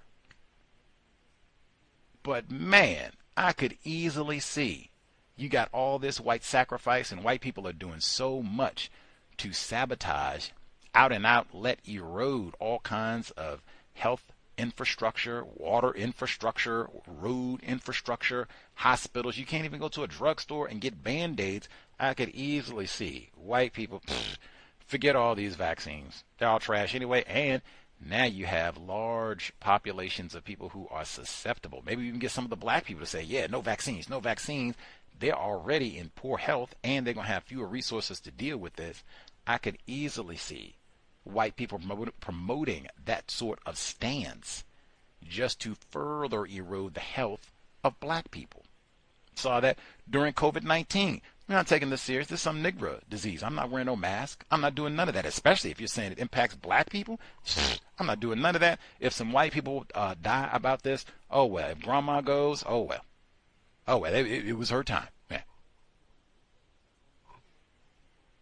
Could be not. This is not to be construed as medical advice. I'm not a doctor, but man, there would be a lot. I'm not just going out here and now I don't do no vaccines because RFK Jr. said, something wrong with them vaccines. Find out who killed your uncle. Find out who killed your dad. Then we can get back to the Rona. Matter of fact, because we don't know those answers to those questions, that's why we got a lot of distrust about Dr. Fauci lying to us. See. Anyway, The report, lower Ninth Ward residents and all of these projects and putting in the canal and what have you, and they're saying all the devastation. That was audio, but I think that is a white man who was speaking. One, still, even to me, in my mind, that being the advocate, I have to go and see if I can find a picture to confirm. Might be wrong on that one, but man, the so-called gentrification, racial dislocation in that part of the world, Louisiana, New Orleans specifically, and they already know we're going to have more of these storms, maybe more intense storms, maybe even worse than Hurricane Katrina. Is the levee safe? Has all that been taken care of now? We got good 20 years, be 20 years exactly. This summer, has all that been taken care of, maybe even upgraded if it's going to be stronger storms and all the rest of it? Or are we in even greater danger than we were before? Come on. They said years. You have to keep fighting and keep fighting and keep fighting because they want to do all this destructive work down here that's going to put us in peril. Ninth Ward. Come on, I have to see if maybe we can get them as a guest on the program to get more information. The cuts to research of IVF. Now, I found that staggering because you have so much focus on the birth dearth, and white people have been taught. We played lots of reports about funding for IVF programs, and it's expensive, and job cuts, and if I lose my job, do I lose access to those resources, and how that's concentrated with white people. That would surprise me a little bit that he would be cutting research into IVF. That's kind of when I have to pay attention to see what's going on there. Are they going to find more private funding? Elon and company going to pick up the slack? Like, I don't even know what to say about that. It's been a few cuts to different agencies or what have you that they've later turned around and rescinded. So I don't know. More confusion. I have to do a little bit more research. I never even heard the term that they use, the pronatalists. And that's folks who want you to have more children. I think Dick Gregory would have been called that if they were using that term, because he publicly talked about that during the 60s and 70s, that black people need to have more children, that they're trying to genocide and get rid of black people to have more children. He had a lot of children. When I say a lot, like I think he had more than 6 children, Dick Gregory, the late. But that pronatalist segment, and that's another one. They got through that whole thing without saying racism. All they did was talk about, demographic shift. Lots of people around the world having fewer children. This is going to be a problem. Elon Musk is on board. Another one, Elon, sick white brother, had all those children, right? And advocating this, have more children. They're saying amongst the wealthy white people, have more children. And even putting those together, saying white people are saying you got to have more babies at a time when white people seem like they're having difficulty having more babies. Even heard in that segment, white women say, hey, I'm willing to die in childbirth. Do my part. Simone Collins said, I'm going to do my part. Perpetuate the system of white supremacy racism. So you can't have a system of white supremacy without Simone Collins out there encouraging other white women, sitting out there thinking about your career, being selfish. Have these white babies. Have these white babies. That's the career. That's the job. Judith Van Layson told us, you are what your grandparents ate. She said by 2060, 35 years, 2060, 60% of males in North America and Europe will be infertile. Eep. We ain't even talking about the females and assuming that they're, ready to roll and got all their eggs and everything together. That's just the males. White, 60%. Gonna need a little bit of that IVF research and all. We're gonna need a little help. Let's see. That followed with the segment in the prisons, and that was California. They have such a long history, and in fact, that is Elon Musk, and in fact, California, that's Dr. Wellesley, that is the home state, Dr. William Shockley. That That is the whole history of Stanford and Dr. William Shockley. Eugenics, we got to breed, and exactly what Elon Musk said at Stanford, we got to have more white babies. Like, that's the whole genesis of Stanford. Go back and read, listen to that program, Palo Alto, Malcolm Smith, read the book, get more details. But that is the whole genesis of Stanford. Eugenics. We got to have more white people, and the good, smart white people, to go out and soldier on the global system of white supremacy racism, like our sick white brother Elon, Doge, Dr. William Shockley. Go out there and do it. And that's what he talked about the whole time. I mean, in great detail. That's what I got when I went to Stanford. He got racks. And when I say racks, folders and folders and folders. They just go on for days. There was so many of them, you have to go in chunks. That's why I had to stay there for 2 weeks just to go to Stanford. They bring them in boxes. We need to have more white babies. We need to have more white babies. Got all these dumb welfare black females running around, and you give them money, and they go out and have 15,000 children, and they rob and rape and Leroy and O.J. Simpson. Need to have more white babies, more white babies. Out there debating Dr. Francis Cresswell and talking about, come on. Come on. And California, Will Shockley, and the state of Virginia, those are the two states in the U.S. that sterilized the most people forcibly in the 20th century.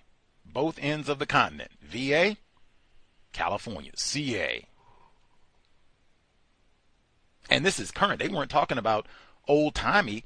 This is right now. In fact, when they were giving that report, and they were talking about terrorizing all these folks in the prison system, non-white females, and you go in, you got some sort of stomach problem, you know, my abdomen giving me trouble, and all, hope I don't have the colon cancer, all that, Black Panther, and they say, well, we're going to check out your abdomen and everything, and then you get done with that and find out, wait a minute, they done gave me a hysterectomy. What? I didn't even, what? Who is more informed about white supremacy, racism, and, now one more time, master deceivers? That's why I said, no, we can't play white people cheap. Now, we can't just say that they knock you over the head and bust you upside the jaw and they just, they just got a lot of foot. No, man, we are master deceivers. We can sterilize you and you won't find out for 50 years. You better hope we send you a postcard 50 years later. You think, what? I done messed up 3 marriages and went through and we did all that IVF and y'all done, man. Master deceiving. They said that in the report. Say we make that part of the reparations package. You can't just be lying to folks and they don't know. You got to at least tell them that, oh yeah, we snipped it. We got you. We got Elaine Riddick's son. She was raped, got pregnant. She had her one son, and they forcibly sterilized her. And same thing, they didn't even tell her. She was in North Carolina, but it was all across the U.S. But she was in North Carolina, Elaine Riddick, black female, but they didn't tell her neither. And you got a whole lot of black people, prison and beyond, who they got reading problems, white supremacy, racism. Sometimes the doctor will explain things, and sometimes they'll Mike Swango, and they don't. You try and figure out, what do you, shut up, ah. Medical apartheid, let's see. Oh, wait a minute, I just wanted to make sure the metaphor. White woman Simone Collins, she's one of the pro-natalists. We need to have more children. She was at the Natal Con. Now, that would have been, if I was in the area where they were having that would be a riot to attend. Take pictures, talk to people, how many non-white people are here, all of that. She said, at the NATOCon, what we want from a regulatory perspective, we want the government to take the regulatory foot off the neck of parents. What? What white person has got a foot on their neck, particularly with regards to me being able to procreate a white child? Now, I mean, I've heard some white people pretend to be a victim before, but oh my Lord, you George Floyd and you got your foot on my neck trying to George. You don't George Floyd me. It doesn't get any triple T. The report, I got excited about Wisconsin, but I do need to get my home, Seattle. They had 12-year-old Arasima Baraku, parents born in the part of the world known as Ethiopia, definitely would be classified as black, where the vehicle was parked and somehow took off and hit her. Hopefully they'll find out who's responsible and all the rest of it. They said she raised the family raised $58,000 for her passing. Not a small amount of money, but man. Luigi Mangione killed a white man on camera. He has raised $874,000. Karmelo Anthony, Frisco, Texas. That's where the Cowboys train at. Killed a white child, said it's self-defense. He has raised $378,000. 12-year-old Arsima Baraku has not killed anyone. She was run over by a car, and her family has received $58,000. I'm just doing the math. It would seem killing folks is very, very profitable. White people kill for fun.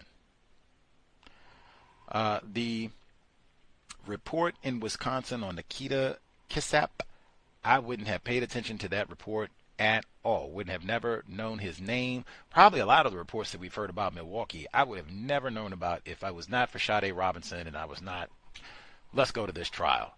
What in the...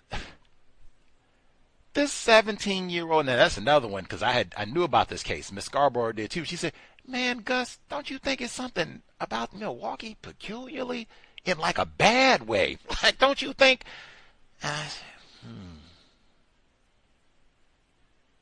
Chop you up. Nikita Casap say he done chopped up the parents, kept the bodies in the house for 2 weeks, taking pics, putting them on IG and everything. Casap done told his classmates, I'm going to kick something off. Got my drones. I'm going to assassinate the president, do my own little JFK on that dude. And you know what? We're going to spark the racial revolution. What in the Charles Manson? Now I want, how many of you are at 17? This little booger is not 30, 35, grown. 17. I got my Turner Diary plan to unleash the revolution. I'm going to kill the president. And I got, when y'all see 10 consecutive acts, you know that's me. What in the Kyle Rittenhouse? Like, what? What? You don't have PlayStation 5? Man, they don't have Netflix in Wisconsin? He could have been, hey, Miss Scarborough, you need some help because I'm good with them computer things. When I'm not making bombs and drones and whatnot, any documents, things you need, we hook it up for Sade's website, SadesVoiceFoundation.com. We hook it up. What you need? Nah. Matter of fact, I'm going to see if I can get something blamed on Sade. Maybe they think she did something wrong. Go over here and get her whole family. What it doesn't that even sound kind of dare I say Dil Reb? What does it mean to be white? And they didn't even say any of that before about no white supremacy and I'm an extremist. I'm gonna try and get something kicked off and blame it on the nigger. They didn't even say any of that last week. They just, it was bad enough what they said last week. Killed his parents, kept him in the house, took the pictures and everything, and then they found like, oh my God, what's going on here? And I'm gonna kill the I'm so scared of going to Milwaukee. Man, he might even get out. He might be on bail. They let him out. And I run into my man Joseph Ross. That's the one who put the super glue in the soda. Anyway, Frisco, Texas. I asked, 17-year-old teen, and they track meet, violent incident. If you are an attempted parent, Have you spoken with your children about this incident? Have you spoken with your black children about how you would want them to respond if when they are called a Negro? I am super eager to know. I don't have offspring, but I will say, man, I've heard Neely Fuller Jr. bunches of times. I don't know if Karmelo Anthony was called a Negro or not. I don't know if he was pushed first. I don't know nothing. Haven't seen no video. I don't know. All that will come out. But if, hypothetically, if he was called a Negro, any sort of racial slur, what have you, and then, got shoved. Whew. I have heard Fuller say, if you, as a non-white person, system of white supremacy, if you choose counter-violence, it is, hey, I am ready to kill and die right now.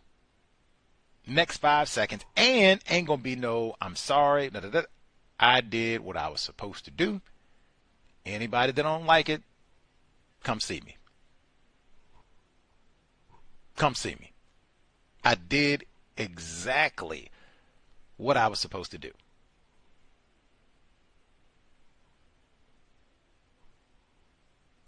Any hoodles. I can only say if it is that he was called a Negro and got shoved, you're going to be stabbing a lot of white people. If that is the codified response, you get called a Negro or any sort of racial slur, Mortal Kombat. Defend yourself to the death immediately. You're going to be sharpening that knife a lot. And probably hoping that white people agree with you that this was self-defense and you didn't have no other recourse and this is what you had to do, and you get the George Zimmerman treatment, which seems like a dice roll too. Even if that is the case, that seems like kind of a dice roll being a privileged black male. But whew, I do not know. Man, it is already super dangerous. I don't have critiques for other victims of white supremacy, but wow, it is very common to be called a Negro in the system of white supremacy racism. And I think I said this last week, if the response is a racist has aggressed against me and I pull out my knife, someone who poses with AR-15s, oh man, I would hate that to be the day I pull out my blade and they pull out their barrel. I miscalculated. I miscalculated. White people are very dangerous. And then you end up having to go to them to adjudicate things. How many black? I didn't even look at the racial demographics of Frisco, Texas. I already told you yesterday around Dallas. Man, they got lots of racially restricted regions all around Dallas. I didn't even think of that. Let me look at the racial demographics of Frisco so we get to idea who's going to be on this jury. You got to go and convince them that, hey, he aggressed against me. I don't believe in all that turn the other cheek now. I shouldn't laugh because that's not funny, but woo, good luck with all of that in Frisco. Have to get the demographics on that place later. The number again, 605-313-5164. The code 564-943 pound. Press star 61 if you would like to participate. 605-313-5164. The code 564-943 pound. Press star 61 if you would like to participate. Frisco, Texas, 47% white, 8.5% black, so-called, 26.9% Asian, so-called. Population of a smidge over 210,000 people. Oh, this is U.S. Senator Ted Cruz's district. Man, good luck with all of that down here. They don't even have that many black people. 8 points. It's probably not going to be any black people on this jury. Good luck with all that. Star 6-1 if folks have thoughts to share. Let's see. And parents, did you talk to your children about this case? Let's see. Folks who dialed in with the hand up, let's see. May I be heard? Yes, sir. Hello, Gus. We'll get Octavius in New York first, just because he spoke up first. Hello? Hold on a second. Yes, Caller yes, at 5136. Thank you. Octavius, proceed. Yeah, greetings, Gus, callers and listeners. The segment that really got my attention was definitely the segment in regards to eugenics. Definitely brought to mind Dr. Frances Cress Welsing, but also Dr. Shanna H. Swan, that book Countdown. It's a lot of things that came to mind. The killing of the black body is definitely something I have to actually pick up as well. I do not have Dorothy Roberts' work in my library yet, but it comes up a lot, and it's definitely worth to pick up. But an interesting phrase that was said in the segment was in regards to ward of the state. And in law, a ward of the state is a minor or an incapacitated adult placed under the protection of a legal guardian or government entity, such as a court. It does bring to mind what Nellie Fuller Jr. speaks about as far as non-white people, black people being in like a childlike state and treated like children in that case. And this definition, I mean, you can go look this up anytime. It definitely fits in line exactly with what he was referring to. The eugenics aspect of it just has so much history. I did a little bit of looking up in regards to eugenics, and on the website genome.gov, they express and talk about genome in general, but they bring up the inventor or the first person to articulate eugenics, I should say, Francis Galton, who was a cousin of Charles Darwin. And the book was initially that he wrote was Inquiries into Human Fertility and Its Development. And this was back in 1883. And then, of course, he coined the phrase eugenics back then. That means Greek, good in birth or good in stock. Then the bell curve came along, and that was Richard Herrnstein, hope I'm pronouncing that right, and Charles Murray. That was 1984, which obviously took some ideas and concepts from Francis Galton, and then, of course, tried to extrapolate it and make it into something that, of course, we all know it's not. The other aspect about it that you mentioned earlier was in regards to the Virginia eugenics. Virginia repealed its Eugenical Sterilization Act in 1974. And then California, which sterilized more than 20,000 people, repealed its law in 1979. And the latest one, the last one, in 1983, was in Oregon. And they were the last ones to actually repeal their sterilization laws.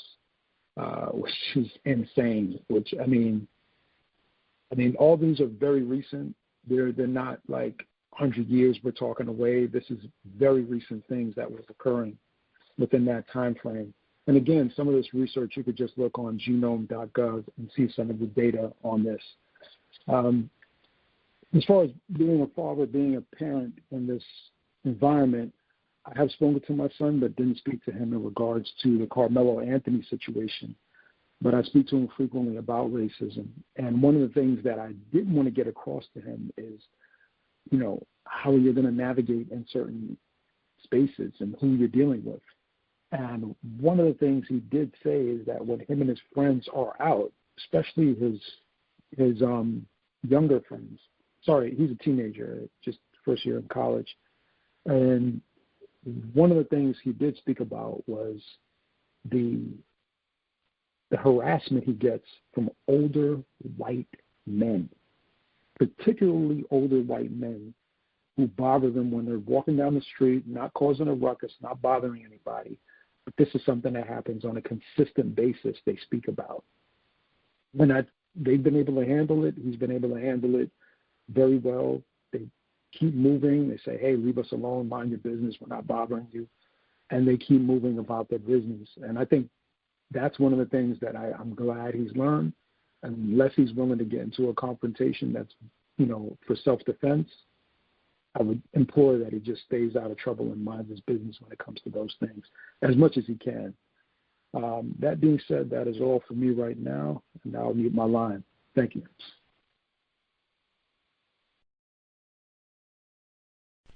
Much obliged, Octavius in New York, 5136. Yep. Oh, Gus. Hello, Gus. Proceed. This big victim, Birmingham, Alabama. How you been doing, Gus? Right poorly. Everybody and all the victims around the world. You said on the mark, Gus, with Karmelo Anthony. I hope he go in. I hope the white folks, he'll get a jury of white folks that will give him, will hear him out. Maybe it's self-defense, but I don't think that's going to happen, Gus. I think he should have, like I said, a lot of our people, they don't want to learn about racism and how it works and everything. And because I be out here, I got a granddaughter now, and they start with our children real young at the daycare. Took her to her step grandmama took her to school one day, preschool, and little white girl, she said she dropped her off, and little white girl pulled a chair from up under her. She saw it, and she didn't say nothing.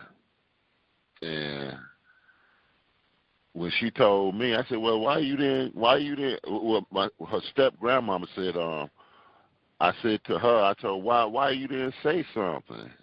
Well, the teacher said, told her to go to another chair and all this and that. And I said, no, that's not right. You should have said something. But she's the type that, she love white folks now and everything. And, she done, and I done had on, and she done talked to you before, Gus, and everything. And the job that she was on, she retired from there, and all the stuff that was going on that job, on the job that she was going, that she retired from, she still goes by there and wants to visit them and everything and this and that. And I said, why do you want to go there and see them folks after all, how they traumatize you? Some of the things that was going on in there, her white co-workers were going in the bathroom screwing and everything, and she, she was the only black working up in there, in the office area, and she wouldn't. I said, you being traumatized, don't you? Yeah, that's what I don't know. That's what she do. It was that time, Gus, I know you gifted, you got a good memory. It was that time I called up It was about 3 years ago when I had her on the phone with you. And because she was dating at the time.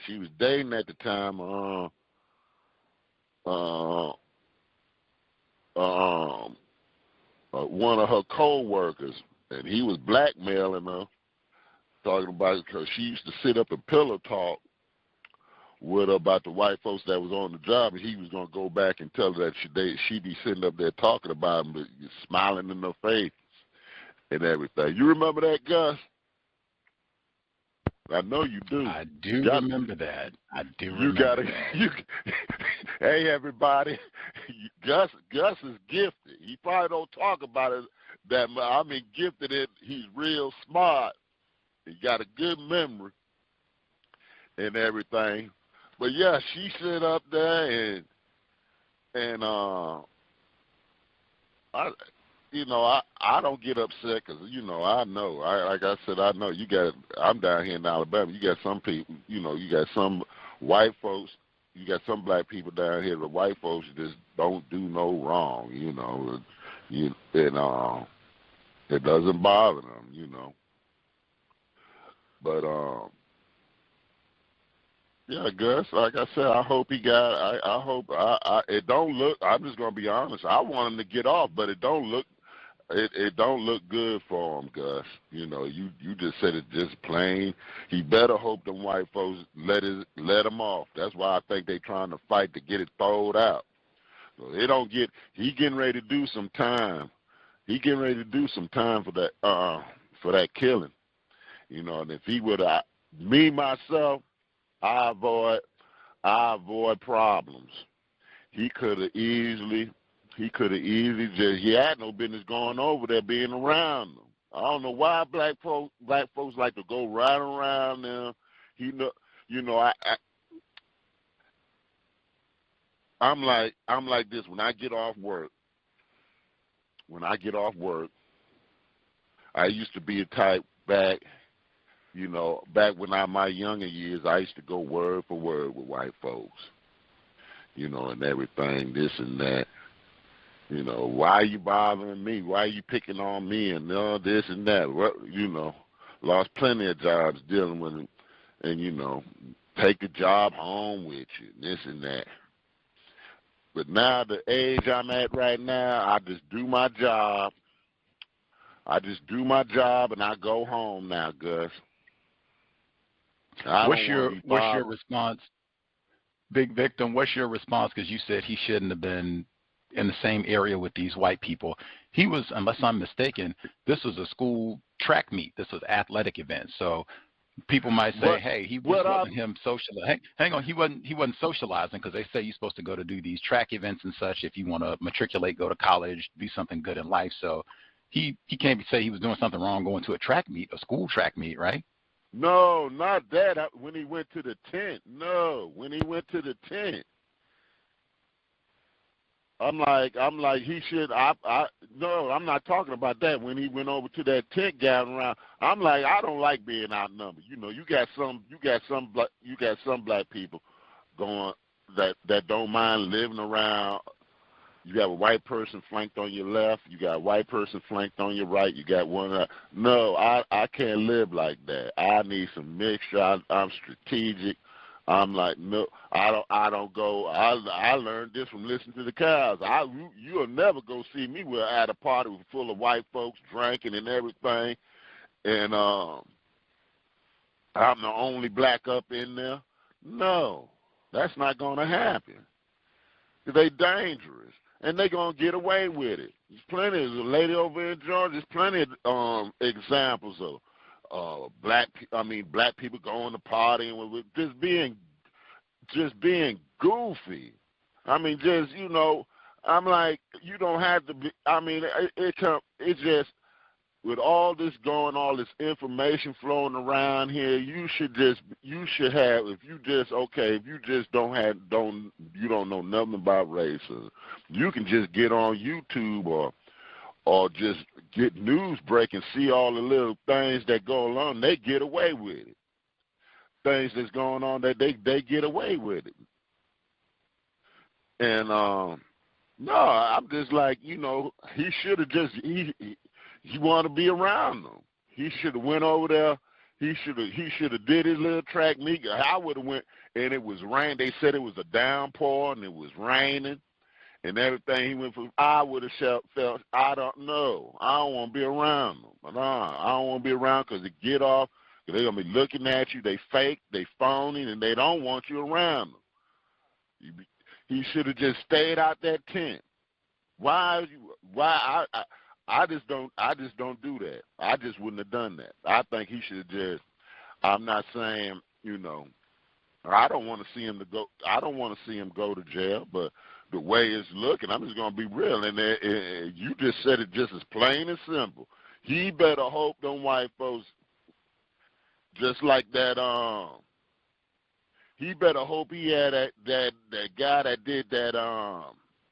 The Birth of a Nation, when he went to trial and he went up there and they said he had raped the white girl and he had they let him go.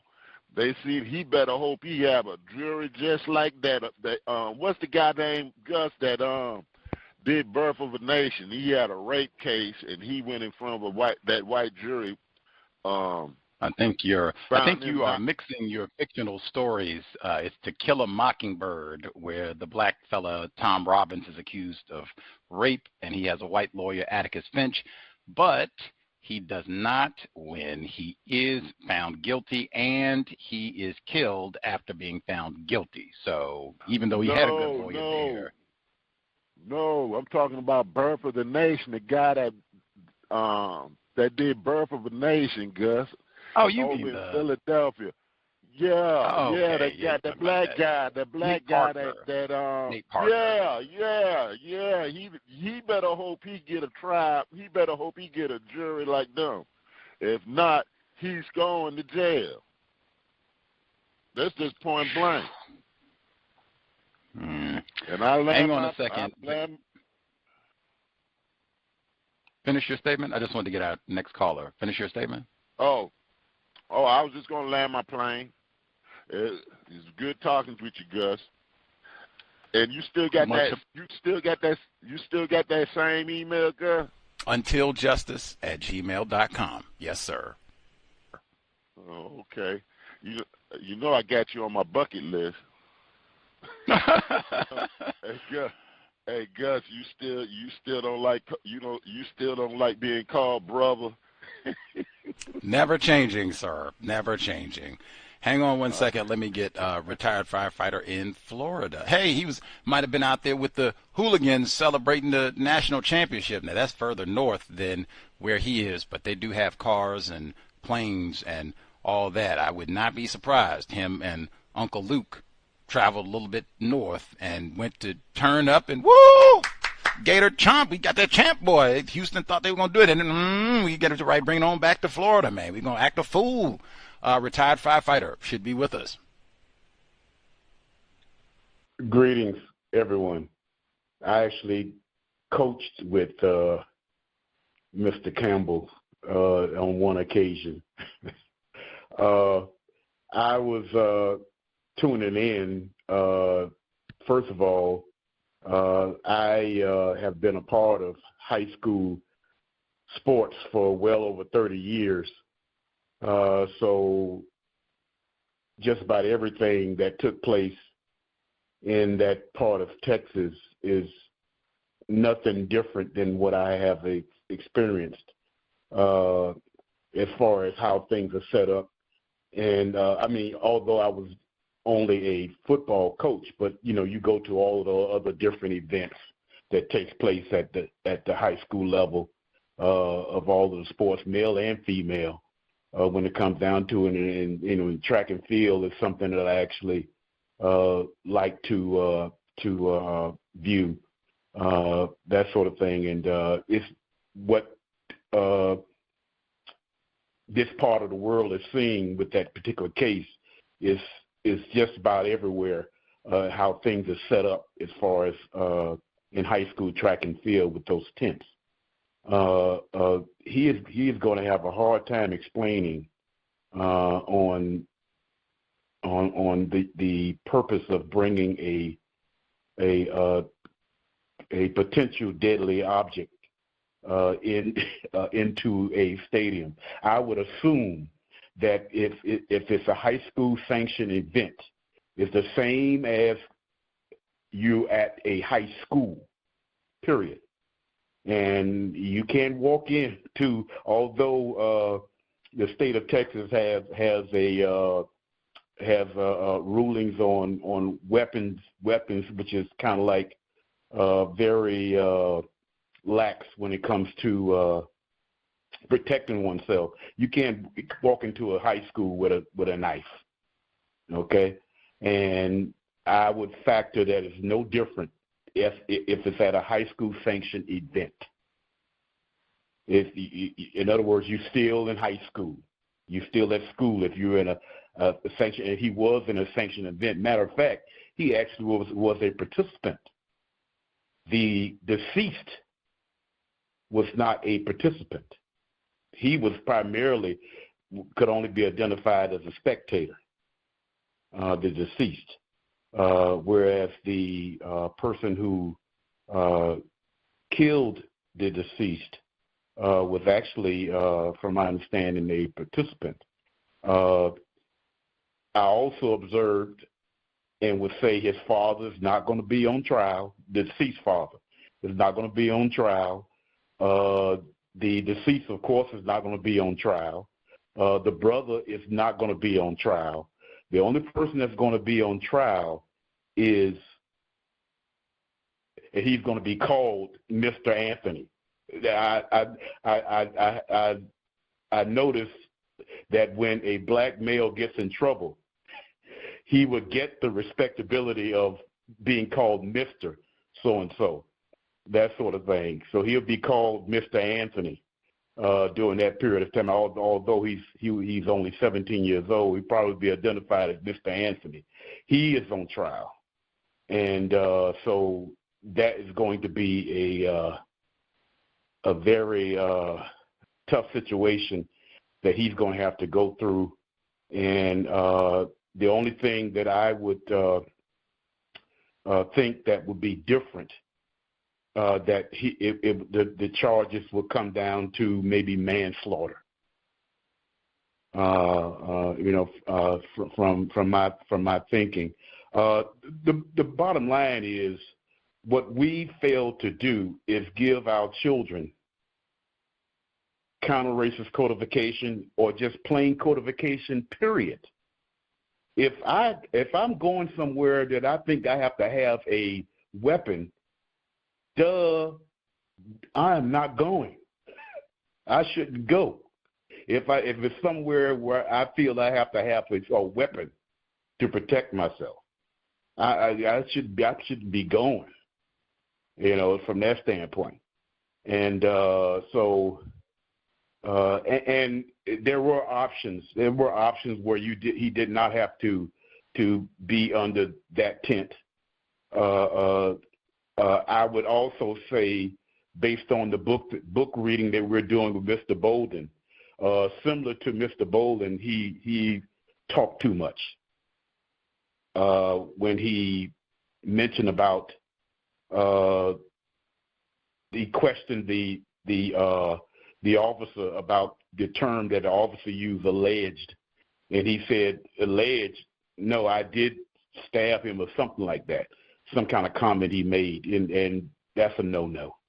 In a sense, you're in that type of issue. The best thing is to be quiet and be under the tutelage of a experienced attorney, and get suggestions from that person as far as they're concerned. And as I mentioned before, a lot of criticism has been coming on the white deceased parents who are divorced, I believe. I even heard one report stating that the father who earlier was getting interviewed actually was arrested for some sort of sexual encounter. They're not saying on who the victims were, but something like that. the two twins being quote unquote bullies. None of that is going to be on trial. None of that's going to be on trial. The only person that's going to be on trial is Karmelo Anthony. And I would figure that his parents, as well as himself, is preparing for that. And that's all I have to say about it for right now. But I have a lot of experience at that from high school sports. And that's all I have to say. Thank you for listening. Much obliged, retired firefighter in Florida. Before we nab Lauren, star 61, other folks who have thoughts, comments to share, especially if we missed you totally.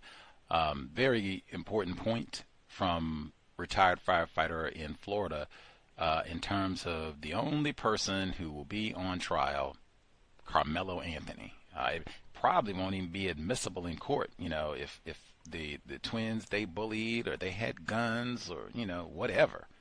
Who cares? Who cares? None of that is going to be relevant to now what transpired on the day of this stabbing. That's what we're here to talk about. As he said, Mr. Anthony, and probably the way these trials, they take so long to get through the courts, he might have a birthday by the time the trial comes and be like legit 18. So, anywho, man, and what he said as well, they're going to use that in court, man. He said, ain't no alleged, I did it. Now, again, I'm Fuller, and I did what I'm supposed to do, and anybody in the known universe who don't like it, you mad that Austin ain't with us no more, come see me. Hey, I would say everybody who donated money, take your money back. He got it. If that's the case. Now, if that's not the case, well then, whoa. That's not what Fuller said. Everybody doesn't have to agree with him, but I see the logic in what Fuller said. Like, man, if you got to go out and kill somebody, man, hey, like, I did it, and that's that. Period. Anyway, no chatting either, because I've already been through all of this. What did Fuller talked about? We talked about all of this in detail. Because you're supposed to think about everything that happens, not just the first act. Okay, act 1, boom, they're out of here. Act 2, police come. I already know what to do, what to say, what not to say. I might even have an attorney on retainer already, because this might happen, many times in the system of white supremacy, this being called a Negro or having a white person be aggressive against you. Anyway, I did think in the midst of even as retired firefighter was speaking, like, if I'm Karmelo Anthony, the basketball player, I am furious. I get inducted into White People's Hall of Fame this week, and some black dude with my name is like, oh my God, supposed to be celebration and whoopee and Olympic highlights and murdering. Whoa. C, Karmelo, you talking about the K. Man, put all that on. Sorry, Karmelo. K, Karmelo is in trouble. C, Karmelo, at least for right now, is still good Negro. Let's see. Lauren should be with us as well. Evening, everyone. Thank you for allowing me to speak. Can I be heard? Yes, ma'am. Okay. So that segment when they were talking about the pronatalism, Elon Musk said the falling birth rates keep him up at night. And also on X, he said if birth rates continue to plummet, human civilization will end. I think when he uses that term, human civilization, he means white people. When they were talking about the more religiously motivated pronatalists, one of these gentlemen, I shouldn't say gentlemen, one of these white people, possible race soldiers, said women should not have careers. They should be socially stigmatized if they have careers. So you know he's talking about white women because most black females have to work. Let me see. Oh, someone else said we're expected to lie about the existence of these hierarchies all the time. And they were also talking about someone who got doxxed. He was apparently a proponent of eugenics, racism, whatever, and people, said who he really was and where he worked, and he lost his job. And this guy who was talking about lying about the hierarchies, he says society has been, I think he said excessively feminine or feminized, and they, people need to breed masculine class, like more aggressive, violent males. And I don't even know what group is more violent and aggressive than white people. And also, he thinks white people, hey, we just need to talk about niggers and eugenics and not have to worry about any consequences, people saying we're racist. So what? I think that's what he was saying with that part. Let me see. In New Jersey, when they said there was a message of hate painted on the street in the neighborhood and the police investigated it as a possible bias incident. I don't know how it's just a possible bias incident because there's actual proof it was painted on the ground. Also, what was the word? Like, I don't think they said what the word was. I was pretty interested to know that. About Milwaukee, what that word means. I read in that book, Milwaukee Massacre, I think that was Robert Dvorak. In that book, it said Milwaukee was an Algonquin word meaning good place. Google said it meant good land or gathering place by the water. Also, I read a story in the New York Times. It was dated April 10th, 2025, and it was called Social Security Lists Thousands of Migrants as Dead to Prompt Them to Self-Deport. And it said, by placing migrants in Social Security's death master file, the Trump administration is seeking to cut off their access to credit cards, bank accounts, and other financial services. And they're falsifying these government documents. And,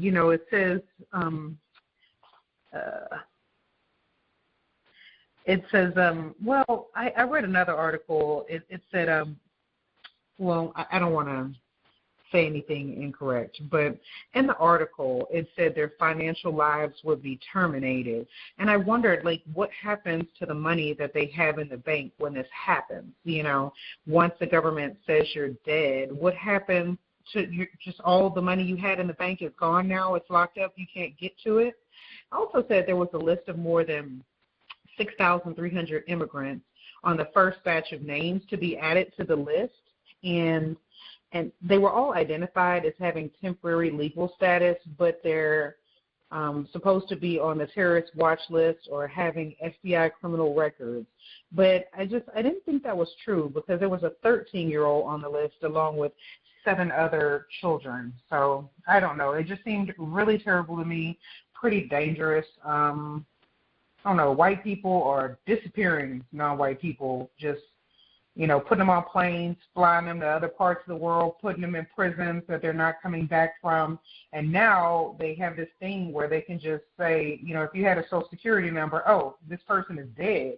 That just seems really scary to me. I don't know what white people are going to be doing besides, committing this, just terminating their financial lives. It seems terrible. That's all I have. Thank you for allowing me to speak.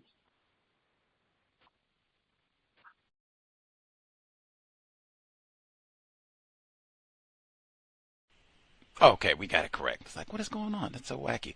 Much obliged, Shamika Harris, Lauren. Before we get our caller at the courthouse in Florida, I for sure think they were talking about white women. It should be treason. Treason.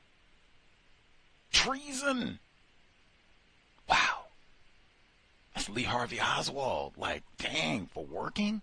I say, hey, producing those white children, that is the job.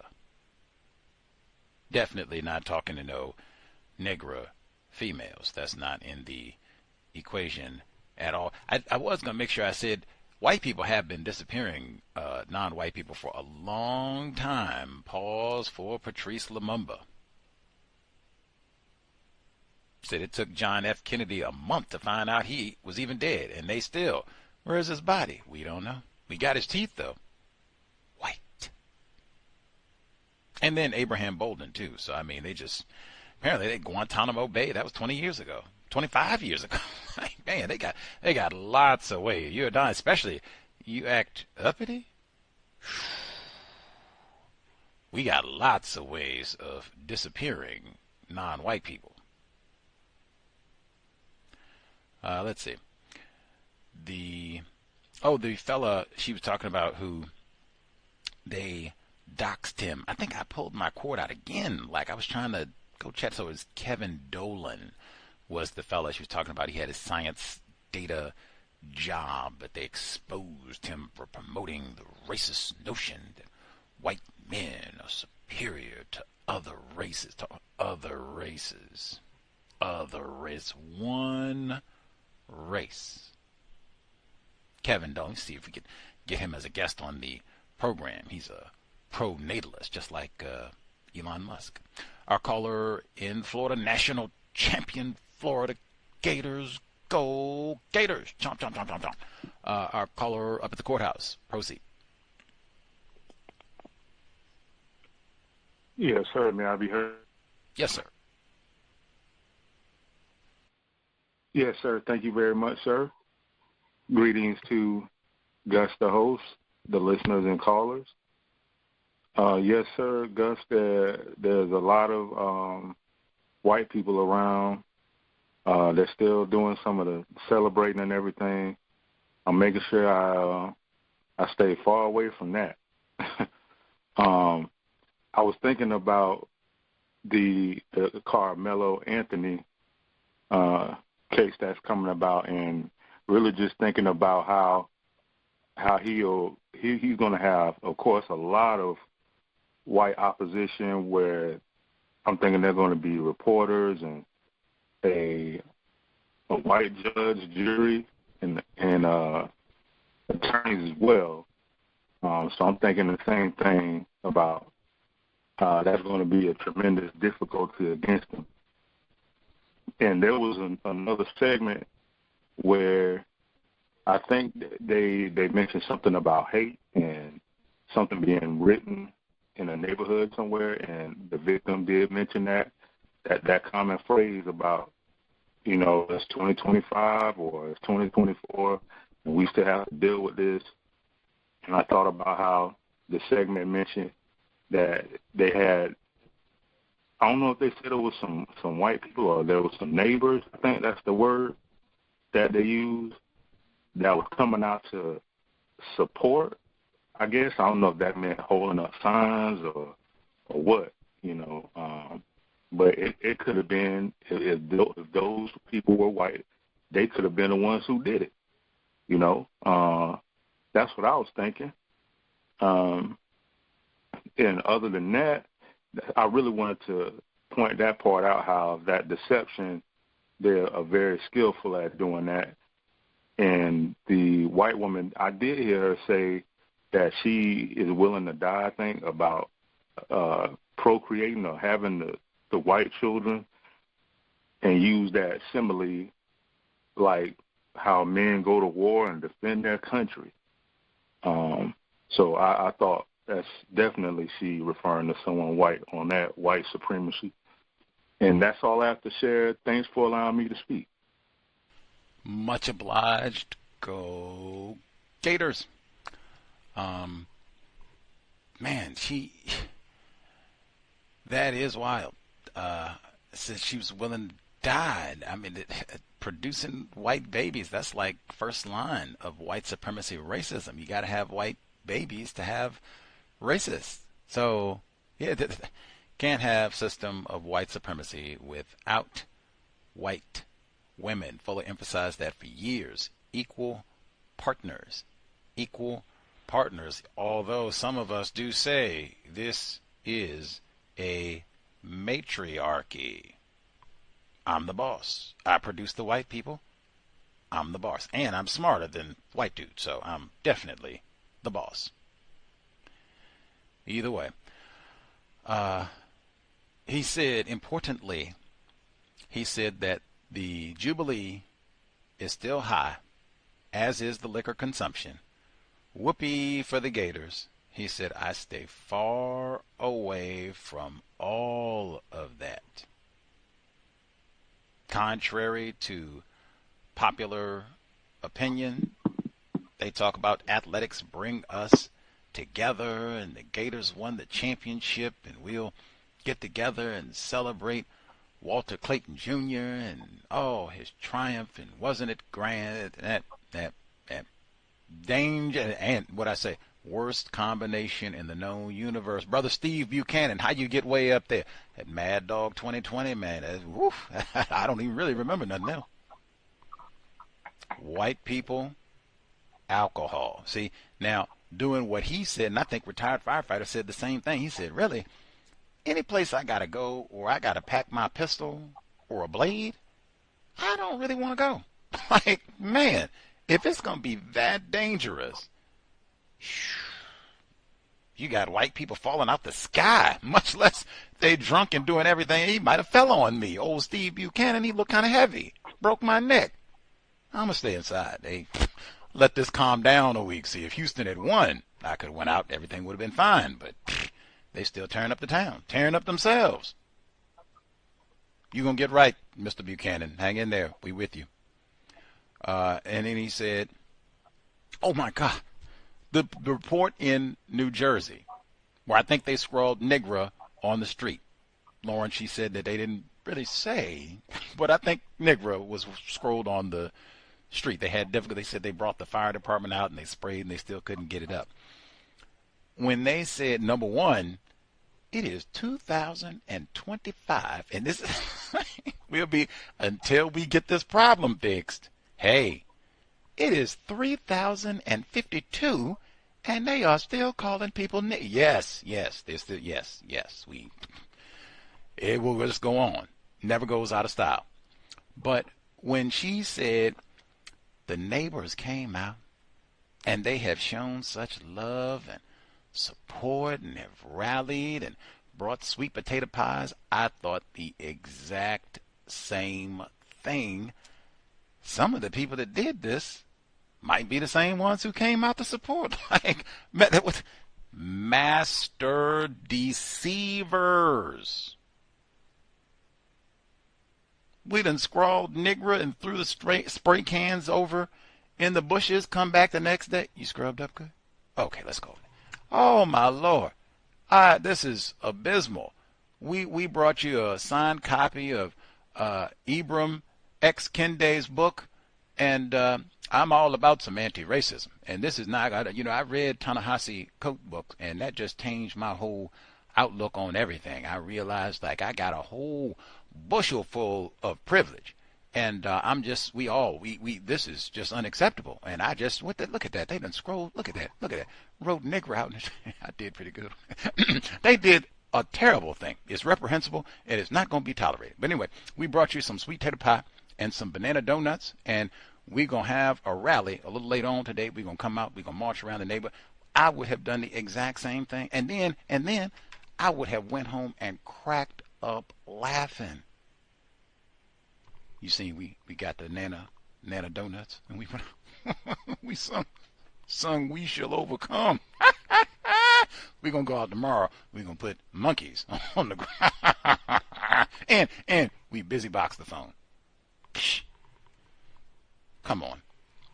That's exactly, like, as soon as I heard that report, like, and at minimum, I said at minimum, some of the people, just like with Nikita Casap in Wisconsin, he told his friends what he was going to do, and they said, hey, did any of his classmates, probably white, did they snitch? Did they rat on him? They said, nope. That was the one that was going to kill the president. Did any of them snitch? They ain't even tell he was going to kill the president. Nope. Come on. I also thought some of them white people in New Jersey, you at least got your little camera hookup all around your property. Make sure ain't no Karmelo Anthony's coming in there and trying to loot and steal your drapes. Where is the, hey, we got surveillance footage. Let us know. Anything, if it'll show anything or help, let it, even how that spray can ended up in the bushes. Hey, we got the camera right pointed on the lawn. I didn't even hear none of that. Just they came over and brought banana pudding and banana donuts, and they were sung "We Shall Overcome." And they also thought it was trifling that this happened in 2025. Come on. Anyway, master deceivers. I cannot say it enough. Master deceivers. No one does it better. And with a smile. Like you go in, think you just going to get your tonsils looked at and end up being sterilized with a smile. And you don't find out until 20 years later. Like, what? Master deceivers. Anywho, make sure I didn't miss. Nabbed everyone. I guess we nabbed one. Did anyone have commentary to share before we wrap up? You miss anybody?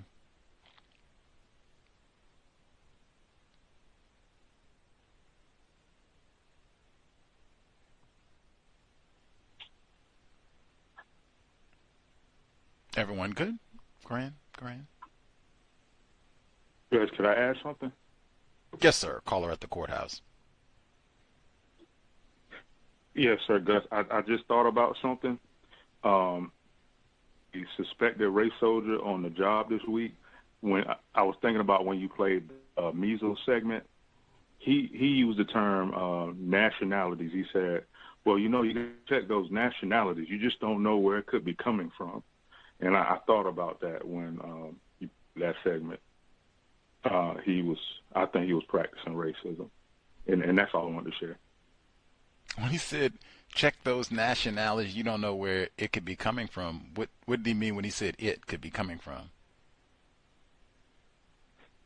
Because we were all watching a segment about it was someone who passed away from the measles over in Texas, in that area.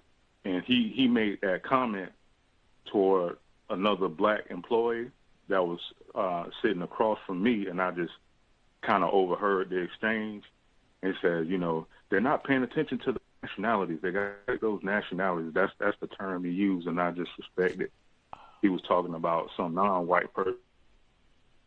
And he already he in full uniform now. He sheriff base. So I definitely thought race soldier, white supremacist on that one. I see. I got you. Like this, if I'm interpreting it correctly, like whoever this person was that died, this probably wasn't even a good white U.S. citizen. This is probably one of them old border hopping, raping non-white people. So who knows what kind of AIDS and Ebola and COVID-52 that they got. So, that shouldn't even count if they did die from measles, that type of a thing. Yes, sir. Got it. Now, that's what I'm saying. Seem like, now, if that's the sentiment in any way, shape, form that is underlying this, because it's lots of white people, unless I've been misinformed. I just have not seen organized groups of black people before or during COVID or since even. We are upset about these vaccines. We're not fixing to do it. We've had black guests on the program who wrote books about vaccines, and he said, I didn't have no support from black people. Black people are not interested in this at all.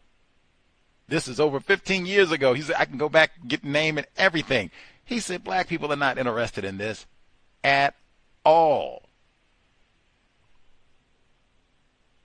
So who's going to got money and we're going to change all of the laws for the entire state of Texas and call it vaccine freedom as though you are a slave to that. Like, come on. Even that rhetoric, like, come on. If that's in any way, and I'm not saying it is because I'm not a doctor, but I'm just saying, if that's, connected to that thinking, anything to undermine, dare I say, cesspoolian type thinking, destroy and toxify everything, the water, the air, land, soil, everything, dump DDT in the ocean, all by the tons, not just a drop, like by the tons, plastic, all that, same thing. Hey, we don't even do vaccines no more. If some white people die, whatever. But I mean, them Karmelo Anthony's, they fixing to catch it. They fixing to catch it, literally. And you just saw this with COVID. I'm not saying that's happening. I'm just saying it's been years of white people building to this. We're not doing no vaccines. And this converged so nicely. They call it that Venn diagram. It has been like a perfect fit. The white people say, I don't do no vaccines. And the white people say, I'm mad about the niggers or whatever. I'm mad we're not keeping order of the plantation properly. Hey, we got something in common. What's that? I'm just saying, Robert F. Kennedy Jr. cannot be made. Hey, RFK Jr. thinks something like that. Why don't you find out who killed your uncle and dad? Then we'll get to the vaccines, whether we should leave all that alone. Anywho, it's like, go back and hear what Dr. Welsing had, because she did not say on the cows, vaccines, ooh, don't do it. That is not what she said. She had quite a bit to say about vaccines. It was not, ooh, don't do it. Anywho, much obliged. If you talk to your children about the Karmelo Anthony situation, let us know. What did you say? What have you told your child when they are called a Negro? How have you instructed them? This is the way that I hope you respond. This is what I want you to say, not say, do. What have you told your child? Let us know. I think that's super important. Hopefully, it did not take this specific case to prompt you to have that dialogue, but if it did, take advantage. Really, I hope his parents had this discussion with him prior to. At least we talked to him. It's likely to happen. We're out here in Texas. I mean, hey, or anyway, Alabama. Non-white parents, mandatory. You should, in fact, that's the type of conversation you should have before you have offspring. That way we've thought about what we're going to say, the age we're going to have this conversation, how this conversation will evolve over that child's life. All of it. Is that what we think is the best way to handle it? If that's what happened, he was called a Negro, a white person is aggressive with you, that's the best way to handle it. You think? I don't know.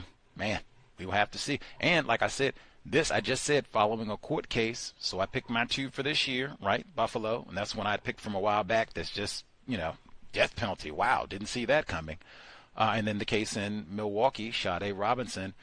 If you're in Texas, oh man, that for sure. And that would be easy. If you got offspring, you are going to follow this case. And you talking about a summer activity. Don't think you're going to sit around and Netflix and be on your phone all summer. Ooh, no. Go get all publicly available information for this case. You can go online, court documents, all that. And that stuff is written. If you got a high school or 17 or something, they're looking to go to college. Oh, no, you're not going to sit around all summer and not use your brain computer. You can go online. How do you use government websites? How my black brother at the courthouse, see? How do you go and navigate? Maybe the folks at the courthouse are rude. Maybe they don't want you to have this information. No problem. This is how you get it on the website. We're in Texas. Oh, yeah, because you could walk to the courthouse. If you're in Dallas, you could walk. I can drive you. You can bug your grandparents. Give me a lift. Let's drive over to Frisco. Matter of fact, you can tell them we live in the Dallas metro area. Hey, let's ride out to Frisco courthouse so I can get these documents on the cheap, and you can tell me about the history of racism, what you remember in Dallas. Tell me some good stories. Oh man, Dallas is kind of spread out, so you got a good drive. You get probably 5, 6 good stories in. You get to the courthouse, get some lemonade, water. Yeah, never mind. You get a good organic, no sugar lemonade and some water. You get the documents, and then get some more stories as you ride back to Dallas. That would be one. And you can get online. Use your computer skills instead of just Netflix and all day long, IG all day long. Go to the Frisco government website and get all of the public court documents for this case. And then we'll go to the libraries. You can get the Dallas Morning Star. You can get 15 news articles. Whatever the Frisco paper is, get 10 news articles and write a report. What's in the papers? What have you seen? Use your brain computer. And studying white supremacy, racism, even studying decision making as a young non-white person victim of white supremacy. Great pride. I wish I had been assigned something like that in the summer. Sit around, watch TV all day, be on the phone all day long. Like, oh my God, use your brain computer, man. Then, like I said, that's a life skill that you can use later on. Hopefully, not under dire circumstances. That's it. Sobriety would be best. Creator for Sade Robinson at the bar. Sobriety would be best. Creator, remind us, victims of white supremacy, to use our time and energy to replace white supremacy with justice immediately. Help us not waste non-white people's time and energy, including our own. Stop name-calling black people. Stop gossiping. Stop producing throwaway offspring. Replace white supremacy with justice immediately. Cows signing out. Thanks all for tuning in. Nigga, you so brainwashed. I'm a victim, brother. Problem. You're a victim. I'm a victim of 400 years of conditioning. Shut up. The man has programmed my conditioning. Even my conditioning has been conditioned.